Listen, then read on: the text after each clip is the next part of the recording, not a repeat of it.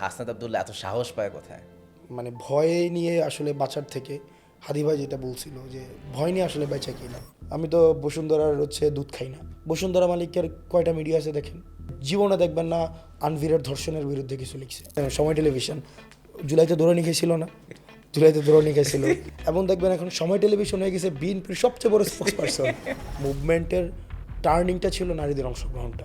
You guys are betraying them by allying with someone যে বিশ্বাস করে যে কোনো মেয়ে কখনো লিডার হতে পারবে না এবং মেয়েদেরকে নমিনেশন দেয় না। আপনি বলছিলেন যে এনসিপি হচ্ছে পুরান ধাঁচের রাজনীতি করবে না, ইয়েস, বাট এনসিপি আর জামাতের alliance is the same as BNP আর জামাতের alliance back in the day.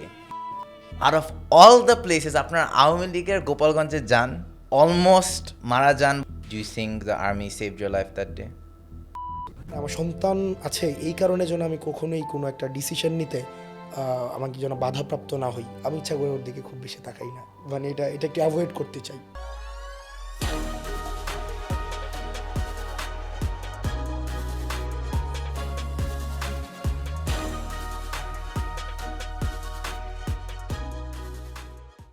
আচ্ছা, ইজ ইট জাস্ট মি নাকি হাসনাত ভাইকে আসলে ডোরেমনের জিয়ানের মতো দেখতে লাগে? মিল আছে না?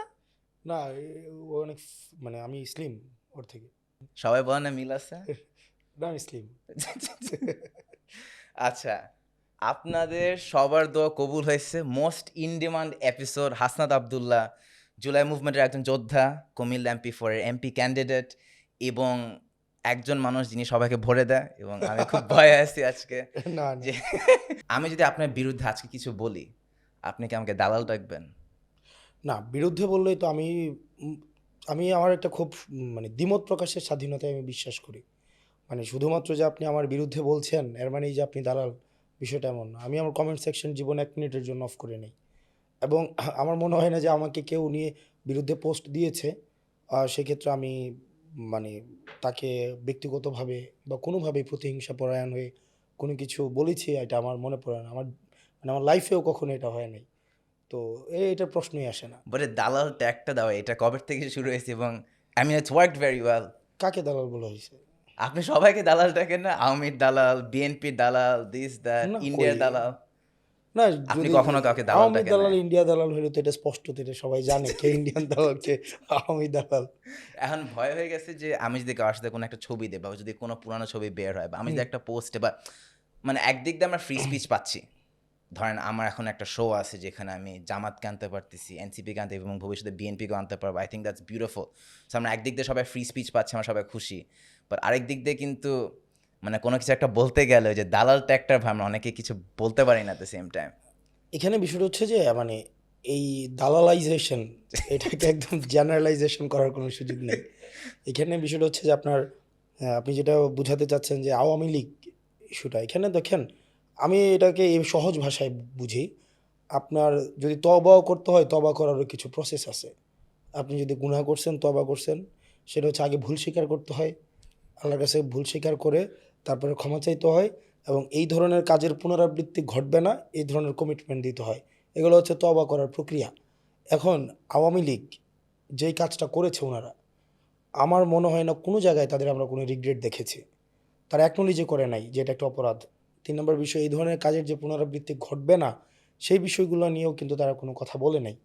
তো আপনি এই ধরনের একটা দলকে বা এই ধরনের একটা মনস্তত্ত্বকে নরমালাইজেশন করার প্রক্রিয়াটাকে আমি দালালাইজেশন বুঝি। তো এটা ছাড়া আমি ব্যক্তিগতভাবে মনে করি যে কারোর সাথে কোনো ছবি থাকা, আমার সাথে অনেকেই ছবি তোলে।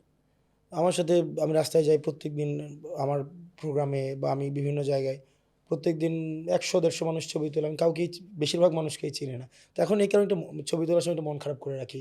অন্যদিকে তাকাই থাকি। যাতে করে এটা বোঝা না যায় যে আমি খুব ইন্টিমেট ওর সাথে। তো ছবি থাকা মানেই যে দালাল বা বিষয়টা এমন না।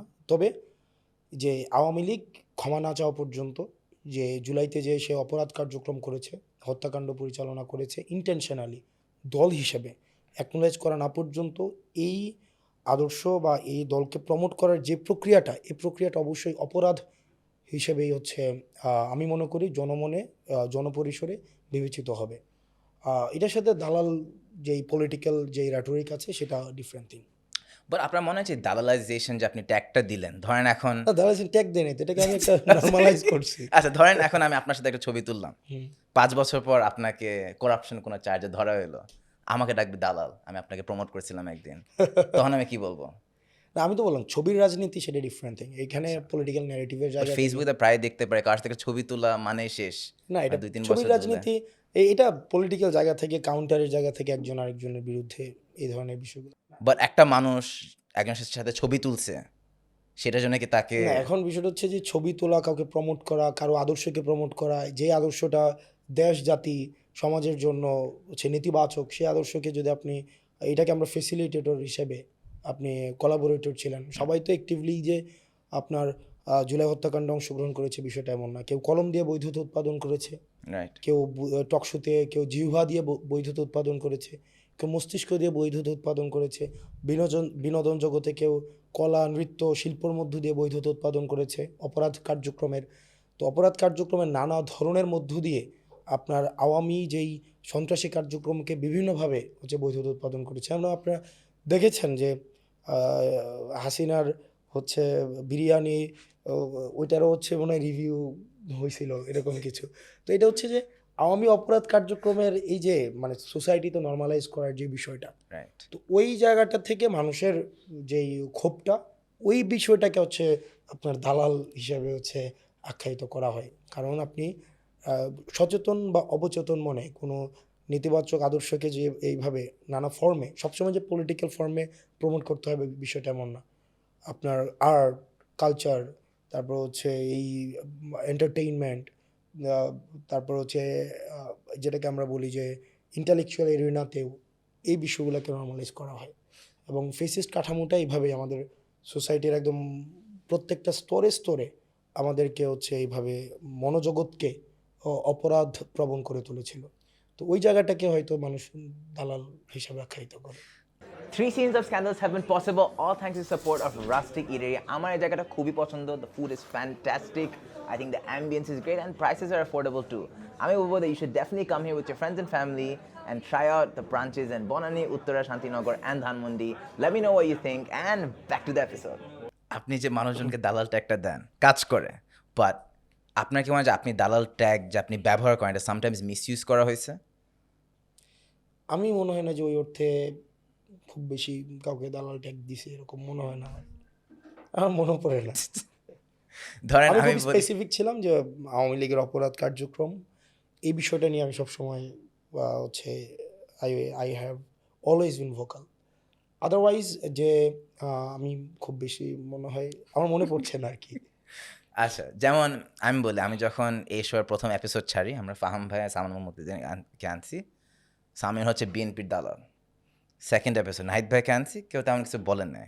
থার্ড এপিসোড এখন জাস্ট বিকজ আমি সাদিক কায়েম এবং ব্যারিস্টার আরমানকে আনছি, ডাজ দ্যাট মিন যে আমি তাদেরকে প্রমোট করতেছি?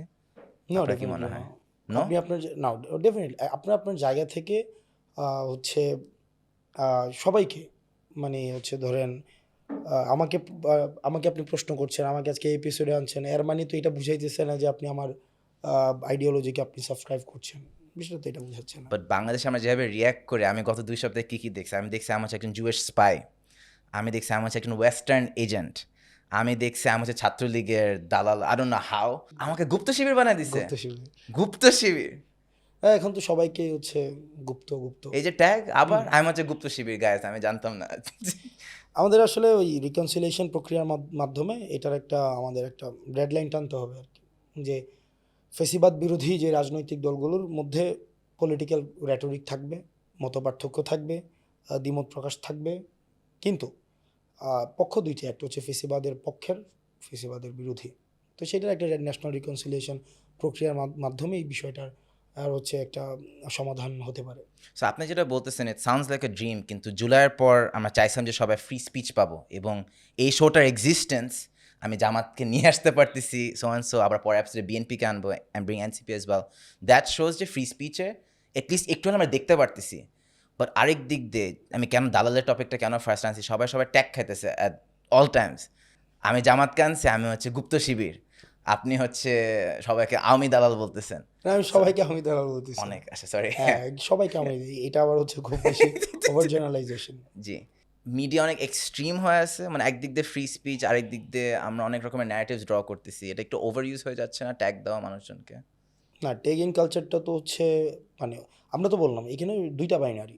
একটা হচ্ছে আপনার অপরাধ কার্যক্রমকে যারা বৈধতা দিয়েছে, দীর্ঘ 17 বছরের গুম খুন নির্যাতন নিপীড়নকে যারা বৈধতা দিয়েছে এবং এগুলা পুনরুৎপাদনের জন্য যারা বুদ্ধি, লেখা মস্তিষ্ক দিয়ে হচ্ছে যারা এগুলোর ফুয়েল জুগিয়েছে, তারা একটা পক্ষ।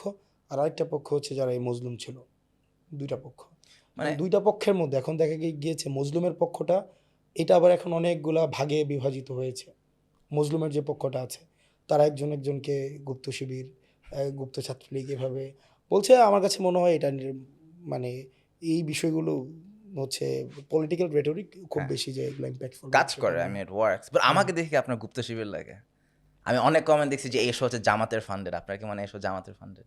এটা তো হচ্ছে এই যে এই এরা কি যেন এই যে চিকেন খাওয়াইতেছে এদের ফান্ডেড। খায়েন কিন্তু right? আপনার কি আসলে মনে হয় যে এনসিপি অনেক বছর টিকে থাকতে পারবে? আমার কাছে তো মনে হয় 10 বছর পর যখন আমরা আবার এই ইন্টারভিউটা ইনশাল্লাহ দেখবো, তখন কি মানুষজন দেখবে যে Hasan Abdullah still an NCP member? Definitely. তবে রাজনীতিতে যেটা হয়, আমি স্টিল এনসিপি মেম্বার অ্যান্ড বা 10 বছর পর? Of course will be NCP member. এখন বিষয়টা হচ্ছে কি, রাজনীতিতে আপনি যখন জনগণের সাথে আপনি যতটা প্রাসঙ্গিক থাকবেন ততদিন আপনি প্রাসঙ্গিক থাকবেন।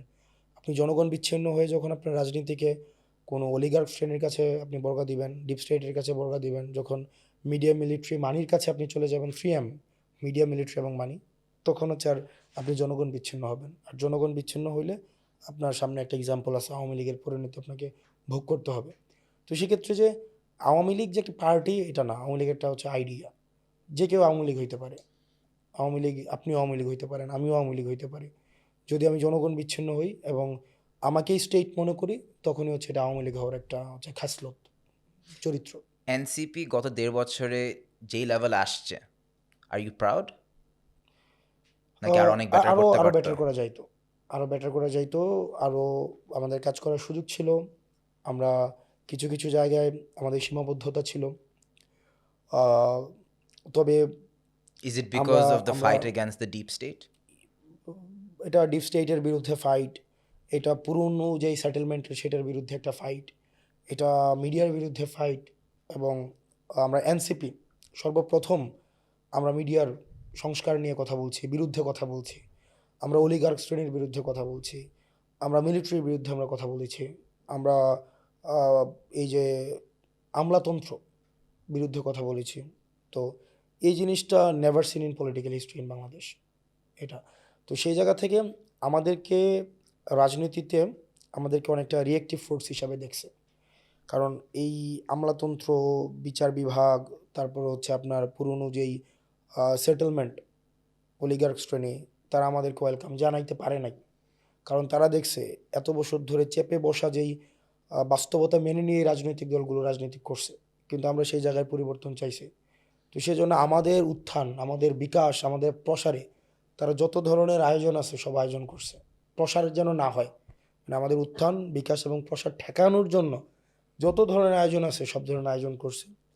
এই সব বাস্তবতার পরেও আমরা যে আমাদের একটা রাজনৈতিক দল গঠন করার 1 বছরের কম সময়ে আমরা একটা ন্যাশনাল ইলেকশনে অংশগ্রহণ করতে পারছি, সেটা মনে করি যে এটা একটা মিনিমাম অর্জন আমাদের জন্য। একজন মানুষ যে আমার সোশ্যাল মিডিয়া ফিডে সারাক্ষণ আসতেছে, এনসিপির নাসিরউদ্দিন পাটোয়ারি, কয়েকদিন আগে বলো যে ছাত্রদল তার গায়ে ডিম মারছে। আপনার কি মনে হয় যে আসলে এটা ট্রু? ডেফিনেটলি। মানে when I think of Chhatradal, I'm not thinking of a ডিম মার, I'm thinking of a lot worse. Helmet helmet তো চলে গেছে, তো আর কি। আমরা যখন নাসিরউদ্দিন পাটোয়ারিকে নিয়ে কথা বলছি, আসলে নাসিরউদ্দিন পাটোয়ারির এই লড়াইটা কিন্তু হচ্ছে আজকের না। এখন অনেকেই হাসিনার বিরুদ্ধে কথা বলে, আওয়ামী লীগের বিরুদ্ধে কথা বলে, ইন্ডিয়ার বিরুদ্ধে কথা বলে, কিন্তু যখন আসলে সবাই আওয়ামী লীগকে তোষণ এবং পোষণে ব্যস্ত ছিল, মিডিয়া, এন্টারটেনমেন্ট ওয়ার্ল্ড, বুদ্ধিজীবী মহল, সবাই, তখন এই নাসির পাটোয়ারিরাই তখন হচ্ছে হাসিনার বিরুদ্ধে লড়াই করেছে। উনি ইন্টারমিডিয়েট পরীক্ষার আগে উনি জেল খেটেছে, নাশকতার মামলায় হাসিনার বিরুদ্ধে। উনি ঢাকা বিশ্ববিদ্যালয়ে উনি জেল থেকে এসে ভর্তি পরীক্ষা দিয়েছে এবং উনি ঢাকা বিশ্ববিদ্যালয়ে পড়াকালীন উনি পুরো সময়টাই উনি হচ্ছে এই ফেসিবাদের বিরুদ্ধে উনি লড়াই করেছেন। ভারতের বিরুদ্ধে তখন উনি একা একটা আন্দোলন করেছেন, আগ্রাসন বিরোধী আন্দোলন। তো নাসিরুদ্দিন পাটোয়ারি কিন্তু যে শুধু এই বিপ্লবের পরে যে উনি ওনার অবদান বিষয়টা এমন না।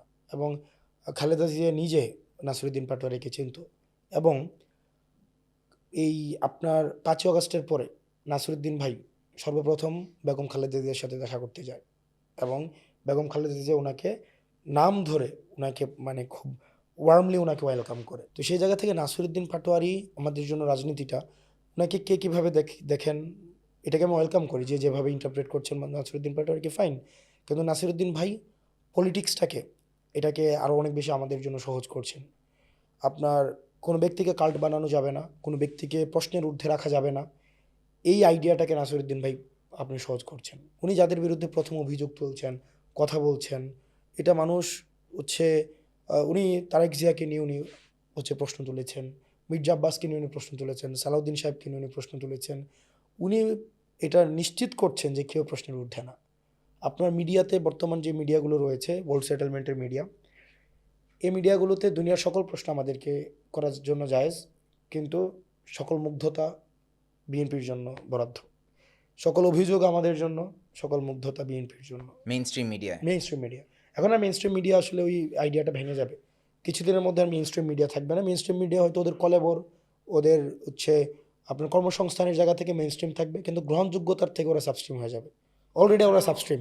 বাংলাদেশের পলিটিক্যাল ল্যান্ডস্কেপে একটা নাসিরুদ্দিন পাটোয়ারি দরকার, যে সবাইকে প্রশ্ন করবে, যে Yes. সবাইকে অ্যাকাউন্টেবল রাখবে। ইয়েস মানুষজন যাই বলুক, উনি যতই অ্যান্টিক করুক, ভেরি গুড। ইয়েস অ্যান্ড বাংলাদেশে এমন একটা নাসিরুদ্দিন পাটোয়ারি অনেক বেশি দরকার। ইয়েস নাসিরুদ্দিন পাটোয়ারি ভাই হচ্ছে উনি রাজনীতিতে যে উনি ভিশনারি, ওনার সার্টেন ভিশন আছে এবং উনি এবং পলিটিক্যাল এরোনাতে যারা আছে প্রত্যেকেই নাসিরুদ্দিন ভাইকে হচ্ছে অনার করে।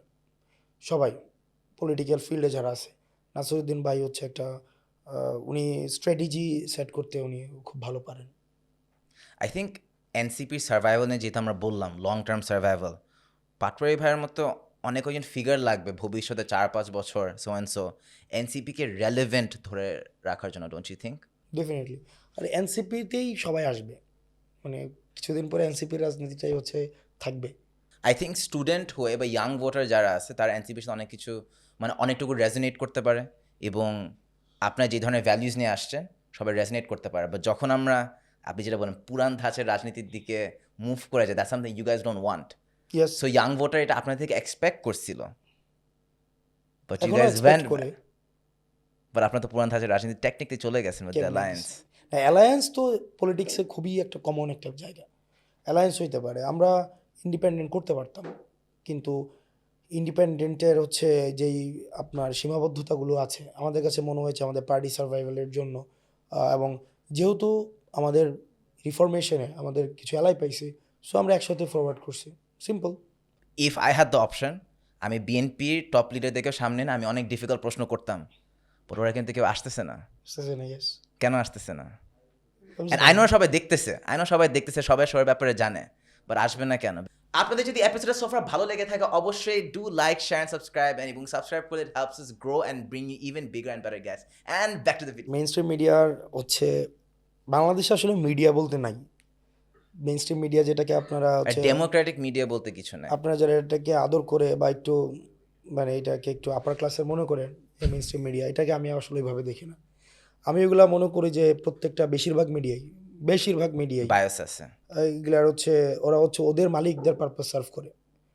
ওদের যারা প্রত্যেকটার মালিক আছে, আমি নাম ধরে ধরে বলতে পারবো, 71 টেলিভিশনের মালিক আছে, সময় টেলিভিশনের মালিক আছে, তারপর হচ্ছে ডিবিসির মালিক আছে, তারপর হচ্ছে চ্যানেলের মালিক আছে, এনটিভির মালিক আছে, এবং ওই মালিকদের বিজনেস কিন্তু মিডিয়া না। ওই মালিকদের বিজনেস বিভিন্ন বিজনেস আছে, রড সিমেন্টের ব্যবসা আছে, কারো হচ্ছে হাউজিংয়ের ব্যবসা আছে, তারপর হচ্ছে তারা হচ্ছে রিয়েল এস্টেটের ব্যবসা আছে, তারা বিভিন্ন অন্য ব্যবসাগুলো আছে। ওই ব্যবসাগুলোর ব্যাকআপ দেওয়ার জন্য তারা এই মিডিয়াগুলো খুলে রাখছে, এবং এই মিডিয়াগুলো তারা তাদের ব্যবসায়িক পারপাস সার্ভ করে। এখানে যে আপনার মানে সিটিজেনের মিডিয়া হয়ে উঠতে পারছে ব্যাপারটা এমন না। তাদের ব্যবসায়ের সাথে যেটা হচ্ছে আপনার কমপ্লিমেন্ট করে তারা ওই নিউজগুলাই হচ্ছে পাবলিশ করবে। তারা যাদের ব্যবসায়ের সাথে সাংঘর্ষিক, তারা সেই নিউজগুলো হচ্ছে পাবলিশ করবে না, সিম্পল। এবং তারা সব সময় ক্ষমতা কাঠামোর দিকে যায়। যেমন আপনি দেখেন সময় টেলিভিশন জুলাইতে দৌড়ানি খেয়েছিল না, জুলাইতে দৌড়ানি খেয়েছিল। ওরা কিন্তু হচ্ছে ধরেন আপনার ওই যে মানে সময় টেলিভিশনের লোগো নিয়ে কিন্তু ওরা সাংবাদিক করতে চাইতো না। কিন্তু দেখেন 5 তারিখের পরে যখন 6 বা 7 তারিখে বিএনপির পল্টনে একটা সমাবেশ দেয়, তখন সময় টেলিভিশন অন্তত 20টা ক্যামেরা দিয়ে সেটা প্রচার করে। এবং দেখবেন এখন সময় টেলিভিশন হয়ে গেছে বিএনপির সবচেয়ে বড় স্পোক্স পারসন। এবং সময় টেলিভিশন অথচ তার ঘন্টার পর ঘন্টা রিপোর্ট আসে যে তারেক জিয়া কীভাবে দেশের বিরুদ্ধে ষড়যন্ত্র করতেছে, এবং দেশের যত অপরাধ সবগুলোর দায় তখন সময় টেলিভিশনই দেখাইতো, হয় বিএনপির না হয় জামাতের। এখন হয়ে গেছে কি, বিএনপির সবচেয়ে যদি বলেন একমাত্র স্পোক্স পারসন সেটা হচ্ছে সময় টেলিভিশন। ডিবিসির কথা ধরেন, 71-এর কথা ধরেন, তো অনেকেই ধরেন এই যে নাম ধরে ধরে বলছে, এটা ম্যাক্সিমাম পলিটিশিয়ান মানে আপনি দেখবেন এটা বলবে না, এটা হেজিং আকারে বলবে বা জার্নালাইজেশন করবে যে অনেক মিডিয়া। কিন্তু আমি আমার গার্ডস আছে আমি বলতে পারি, কারণ আমি দেখছি আমাদেরকে যখন এজেন্সি নিয়ে যায় তখন আমি দেখছি আমার সামনে বসে এজেন্সিরা হচ্ছে আমাদের সামনে বসে টিভিতে দেখতো সময় টেলিভিশন এই নিউজটা ছাড়ছে, এজেন্সি ফোন দিত এই হেডলাইনটা চেঞ্জ করেন, এই নিউজটা চেঞ্জ করেন। এবং সময় টেলিভিশন এটা করতো, 71 টেলিভিশন এটা করতো, এবং সবচেয়ে বেশি ফাত্রামি করতো ডিবিসি টেলিভিশন, আমাদের সামনে বসে এগুলো করছে। আমার মনে আছে 18 জুলাইতে আমাদেরকে হচ্ছে ইয়াতে রাষ্ট্রীয় অতিথি ভবন ওই যে পদ্মায় নিয়ে যাওয়া হয়। তো আমরা সেখানে একদিন আগে নিয়ে যাওয়া হয়, সেটা কোনো টেলিভিশন দেখায় নাই। তো দ্বিতীয় দিন আমাদেরকে মিডিয়ার সামনে উপস্থাপন করা হয়। আমরা বলছিলাম আমরা মিডিয়ার সামনে আমরা বলবো। তো মিডিয়ার সামনে আমরা পুরো একটা 30 মিনিটের মতো একটা প্রেস ব্রিফিং করছি। প্রেস ব্রিফিং করে আমরা দেখলাম মাত্র সময় টেলিভিশন, ডিবিসি এবং হচ্ছে চ্যানেল আই, এই যারা যারা আছে সবগুলো ডিস্টর্টেড কেটে কেটে নিউজটা ছাড়ছে, কেটে কেটে। কিন্তু আমরা যে শুরুতে বলছি যে আমাদেরকে এখানে আমরা কোনো মিটিং করতে আসি নাই বা আমরা আন্দোলন থামাবো না, আমাদের শাটডাউন কর্মসূচি চলবে, শাটডাউন কর্মসূচি কোনোভাবেই বন্ধ হবে না, আপনারা সবাই রাস্তায় থাকবেন, এগুলো একটা টিভিও দেখায় নাই। এবং সবচেয়ে বড় গুন্ডামিটা করছে ডিবিসি, সময় এবং হচ্ছে 71। কারণ আমাদের সামনে বসে তারা হচ্ছে আপনার ইয়া করতো, মানে যে নিউজগুলোকে ডিস্টোর্ট করতো নিজের মতো করে ইয়া করতো এজেন্সিগুলো। আনফর্চুনেটলি 5 আগস্টের পরে এই টেলিভিশনগুলা হয়ে গেছে আপনার বিএনপির সবচেয়ে বড় মুখপাত্র, সবচেয়ে বড় মানে বিএনপির মানে এখন। কারণ কি, ওই টেলিভিশনগুলোকে এখন প্রমাণ করতে হচ্ছে যে তারা বিএনপি প্রেমী। কারণ এত বছরের অপরাধগুলো ঢাকার জন্য মানে দেখা গেছে কি বিএনপির এতদিন যারা মানে নিউট্রাল হচ্ছে সাংবাদিকতা করতো তাদের থেকে বড় বিএনপি হয়ে গেছে এখন সময়, 71 এবং ডিবিসি। এই কারণে মানুষের আস্থা নেই, এই যে মিডিয়ার চরিত্রটা, মানে মিডিয়ার যে চরিত্রটা বদল হয় নাই। আপনি আরেকটা ইন্টারেস্টিং বিষয় দেখবেন, পত্রিকাগুলো তো এখন অনলাইনে স্ট্রিমিংয়ে গেছে, ওদের দেখবেন 3 মিনিট 4 মিনিটের বা 2 মিনিটের বিভিন্ন ক্লিপ আছে। এই ক্লিপের মধ্যে দেখবেন বিএনপির হচ্ছে ইয়া করে আপনার অ্যাডভার্টাইজমেন্ট আসে, দেখবেন ইয়েস যে ভোট দিবেন ইয়েস। কিসে, ধানের শীষে। ওরা কিন্তু কারণ ওদের তো মানে তো বিএনপির মেইন স্ট্রিম মিডিয়ায় বিশাল বড় একটা আনফেয়ার অ্যাডভান্টেজ আছে। আনফেয়ার অ্যাডভান্টেজ দখল করছে এটা। মানে আপনি একটা জিনিস দেখেন, মানে এটা স্বাভাবিক, আমরা 5 আগস্টের পরে গেছি সরকার গঠন করতে, আবার কেউ দেখবেন গেছে সময় টেলিভিশন দখল করতে, ব্যাংক দখল করতে। তো এই জায়গাটায় আসলে পার্থক্যটা গড়ে দিছে। আবার এইখানে হচ্ছে ধরেন তবে আসার বিষয় হচ্ছে এই যেমন এখন আপনি পলিটিক্স নিয়ে কথা বলছেন, আপনি টি শার্ট পরে পলিটিক্স নিয়ে কথা বলছেন। আগে পলিটিক্সটা ছিল খুব ভারী একটা জায়গা, পলিটিক্স নিয়ে কথা বলবে পাঞ্জাবি পরা, স্যুট বুটেড পরা মানুষ, এবং তারা ভারী ভারী কথা বলবে। এখন ওই যে ওল্ড সেটেলমেন্ট আমাদেরকে মানতেই পারতেছে না, এই চ্যাংরা পোলাপানেরা পলিটিক্স নিয়ে কথা বলবে কেন? ইন্টারভিউ শুরু করছে ডোরেমনের রেফারেন্স, ডোরেমনের রেফারেন্স, এরা পলিটিক্স নিয়ে কথা বলবে কেন? এরা এই পোলাপান মানে চ্যাংরা পোলাপান, মানে অর্থাৎ এখন না আমরা একটা মানে আমাদেরকে ওরা গিলতেও পারতেছে না, হজমও করতে পারতেছে না, কারণ ওদের টকশোগুলো আমার খেয়ে যাচ্ছে। কারণ এখন আমাদের মতো পোলাপানগুলো, আপনাদের মতো পোলাপানগুলো, মানে আমরা পোলাপান, সিম্পল আমাদেরকে পোলাপাইন বলতেছে, এই পোলাপাইনের সাথে এই কী টকশো করবো। কিন্তু আমরা এখন যেই পরিবর্তনটা জুলাইয়ের পরে হয়েছে, যেটা কেউ নোটিস করে না, সেটা হয়েছে আগে যারা পলিটিক্স করতো সরাসরি, পলিটিক্সের মানে পার্টিজান পলিটিক্স করতো, বিভিন্ন রাজনৈতিক দলের পলিটিক্স করতো, আগে তারাই ছিল মেইন স্ট্রিম। কিন্তু এখন আপনাদের মতো যারা বা অনেকে আছে বিভিন্ন জায়গায়, তারা কখনোই কোনো পার্টির পলিটিক্স করবে না, কখনোই না। সে বিএনপিও করবে না, জামাতও করবে না, এনসিপিও করবে না। মানে জুলাইয়ের অংশীদার বড় একটা অংশে কিন্তু কোনো পার্টি পলিটিক্স করবে না। কিন্তু পরবর্তী বাংলাদেশের যে কোনো পলিসি মেকিংয়ে ওই অংশটাই সবচেয়ে বেশি গুরুত্বপূর্ণ ভূমিকা রাখবে। সে বিএনপিও করবে না, সে জামাতও করবে না, সে এনসিপিও করবে না। কিন্তু এই 3টা দল যদি কোনো পলিসি নেয়, ওই অংশটাকে বিবেচনায় নিয়ে হচ্ছে তারা আপনার পলিসি মেক করতে হবে।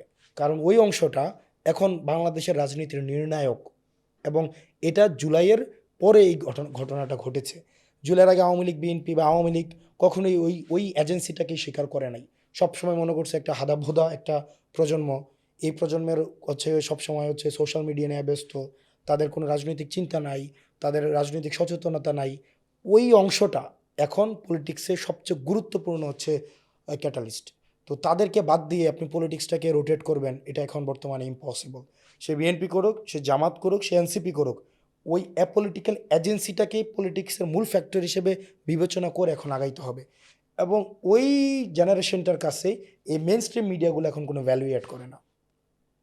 আমিও দেখি আপনার মধ্যে একটু সাহস দেখায় যে আমি জানি আমি কোনো সাংবাদিক না, হুম। বাট আমি চাই সবাই একটু ভেবে দেখুক। আমি কিন্তু চাই যে সব দলের মানুষে এই শোতে আসুক। হুম। এনসিপিকে চাইছি, এনসিপি আসতেছে, আপনি আমাকে কল দিছেন, চলো করি। জামাত নিজেরা কল আমার দিছে, কাছে আসতে মনে চায়। হয়েছে এখানে মিডিয়ার যেই মাফিয়া তন্ত্রটা আসে, মাফিয়াগিরি, তাদের যে গুন্ডামিটা বন্ধ করে দিতে হবে। তাদের প্রোগ্রামে গেলাম না, আমরা আপনাদের প্রোগ্রামে আসব। আমরা এরকম যারা পডকাস্ট করে আমরা তাদের জায়গায় যাব। মিডিয়ার যে গুন্ডামিটা, একচ্ছত্র মনোপলি যেটা, এটাকে ভাঙা দিতে হবে। মেইন স্ট্রিম মিডিয়া আর হচ্ছে প্রপাগান্ডা সার্ভ করে অনেক। মেইন স্ট্রিম মিডিয়া আমার কাছে মনে হয় এখন, ওই বললাম না যে তারা বিজনেস পারপাস সার্ভ করে। আমাদের যদি সক্ষমতা হয় কোনো সময়, আমরা পাবলিক ফান্ডে পাবলিক মিডিয়া চালু করব। পাবলিক সেখানে ডোনেট করবে বিবিসির মতো, সেখানে পাবলিকের পারপাস সার্ভ করা হবে। এখানে প্রত্যেকটা মিডিয়া তার নিজস্ব মাদার হাউসের হচ্ছে পারপাস সার্ভ করে।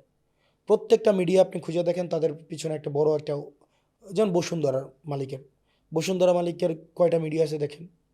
টি স্পোর্টস আছে, নিউজ 24 আছে, ডেইলি সান আছে, কালের কণ্ঠ আছে। সে জীবনে দেখবেন না আনভিরের ধর্ষণের বিরুদ্ধে কিছু লিখছে, জীবনে দেখবেন না। কোনো পলিটিশিয়ান দেখবেন না যে আনভিরের ধর্ষণ নিয়ে কথা বলছে, বসুন্ধরার গুন্ডামি নিয়ে কথা বলছে। কারণ তার রাজনীতিটা আবার মানে বেশিরভাগ রাজনীতিবিদের রাজনীতি আবার বসুন্ধরার কাছে বর্গা দেওয়া। কারণ সে মনে করে আমি যদি বসুন্ধরার বিরুদ্ধে কিছু বলি আমার রাজনীতি খায়া দিবে ওই যে আপনার মিডিয়া দিয়ে।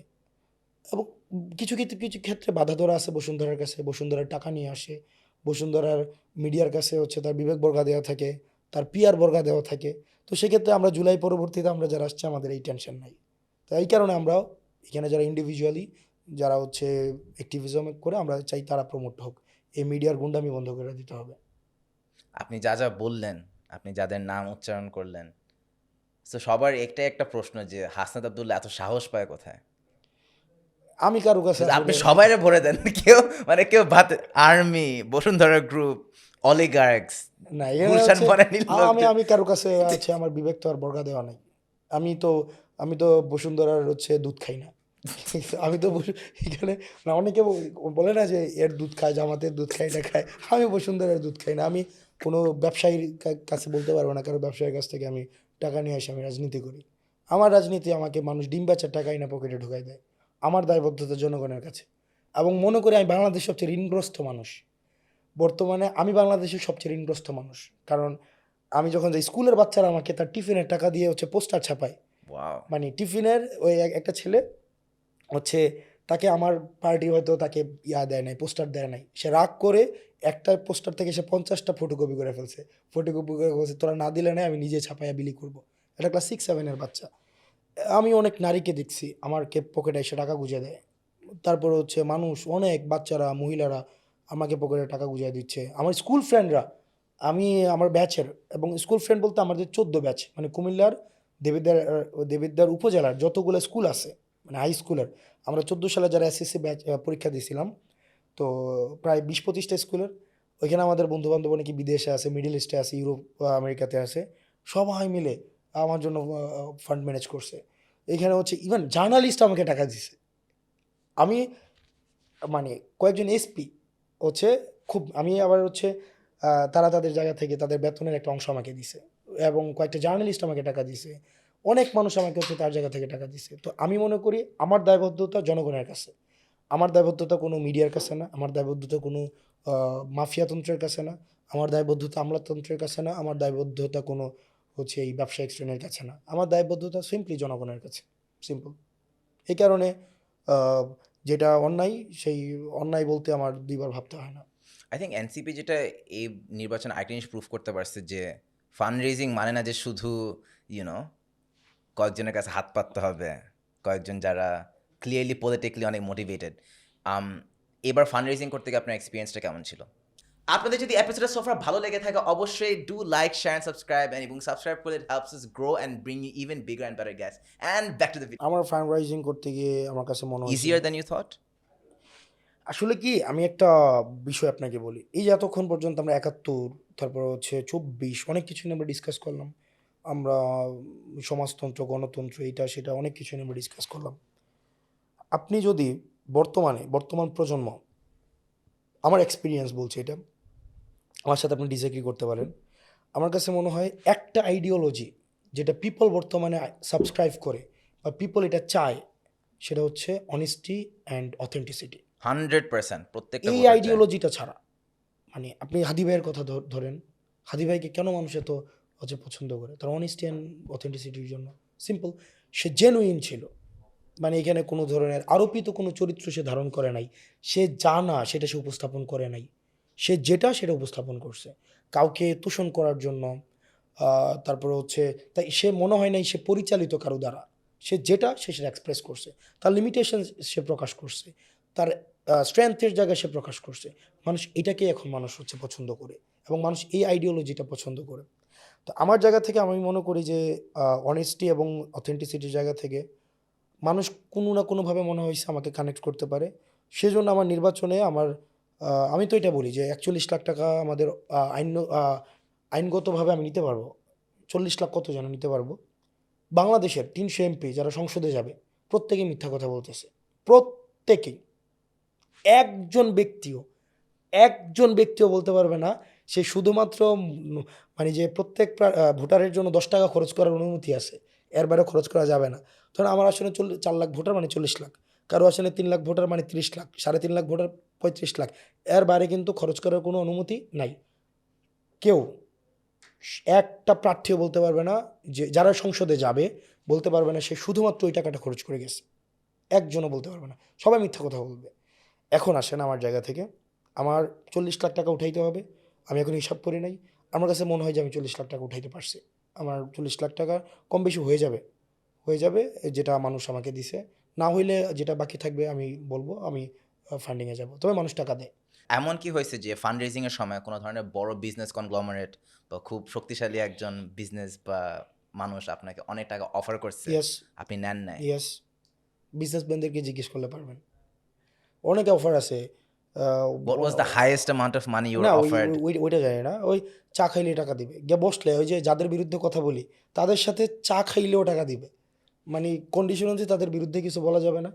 তো একবার তখন আপনি কি বলেন? একবার হয়েছে কি একবার আমি খুব ফাইন্যান্সিয়াল ক্রাইসিস যেতেছিলাম, মানে পলিটিক্যাল ফাইন্যান্সিয়াল ক্রাইসিস। আমার পার্সোনাল ফাইন্যান্সিয়াল ক্রাইসিস আমার কখনোই ছিল না, আলহামদুলিল্লাহ।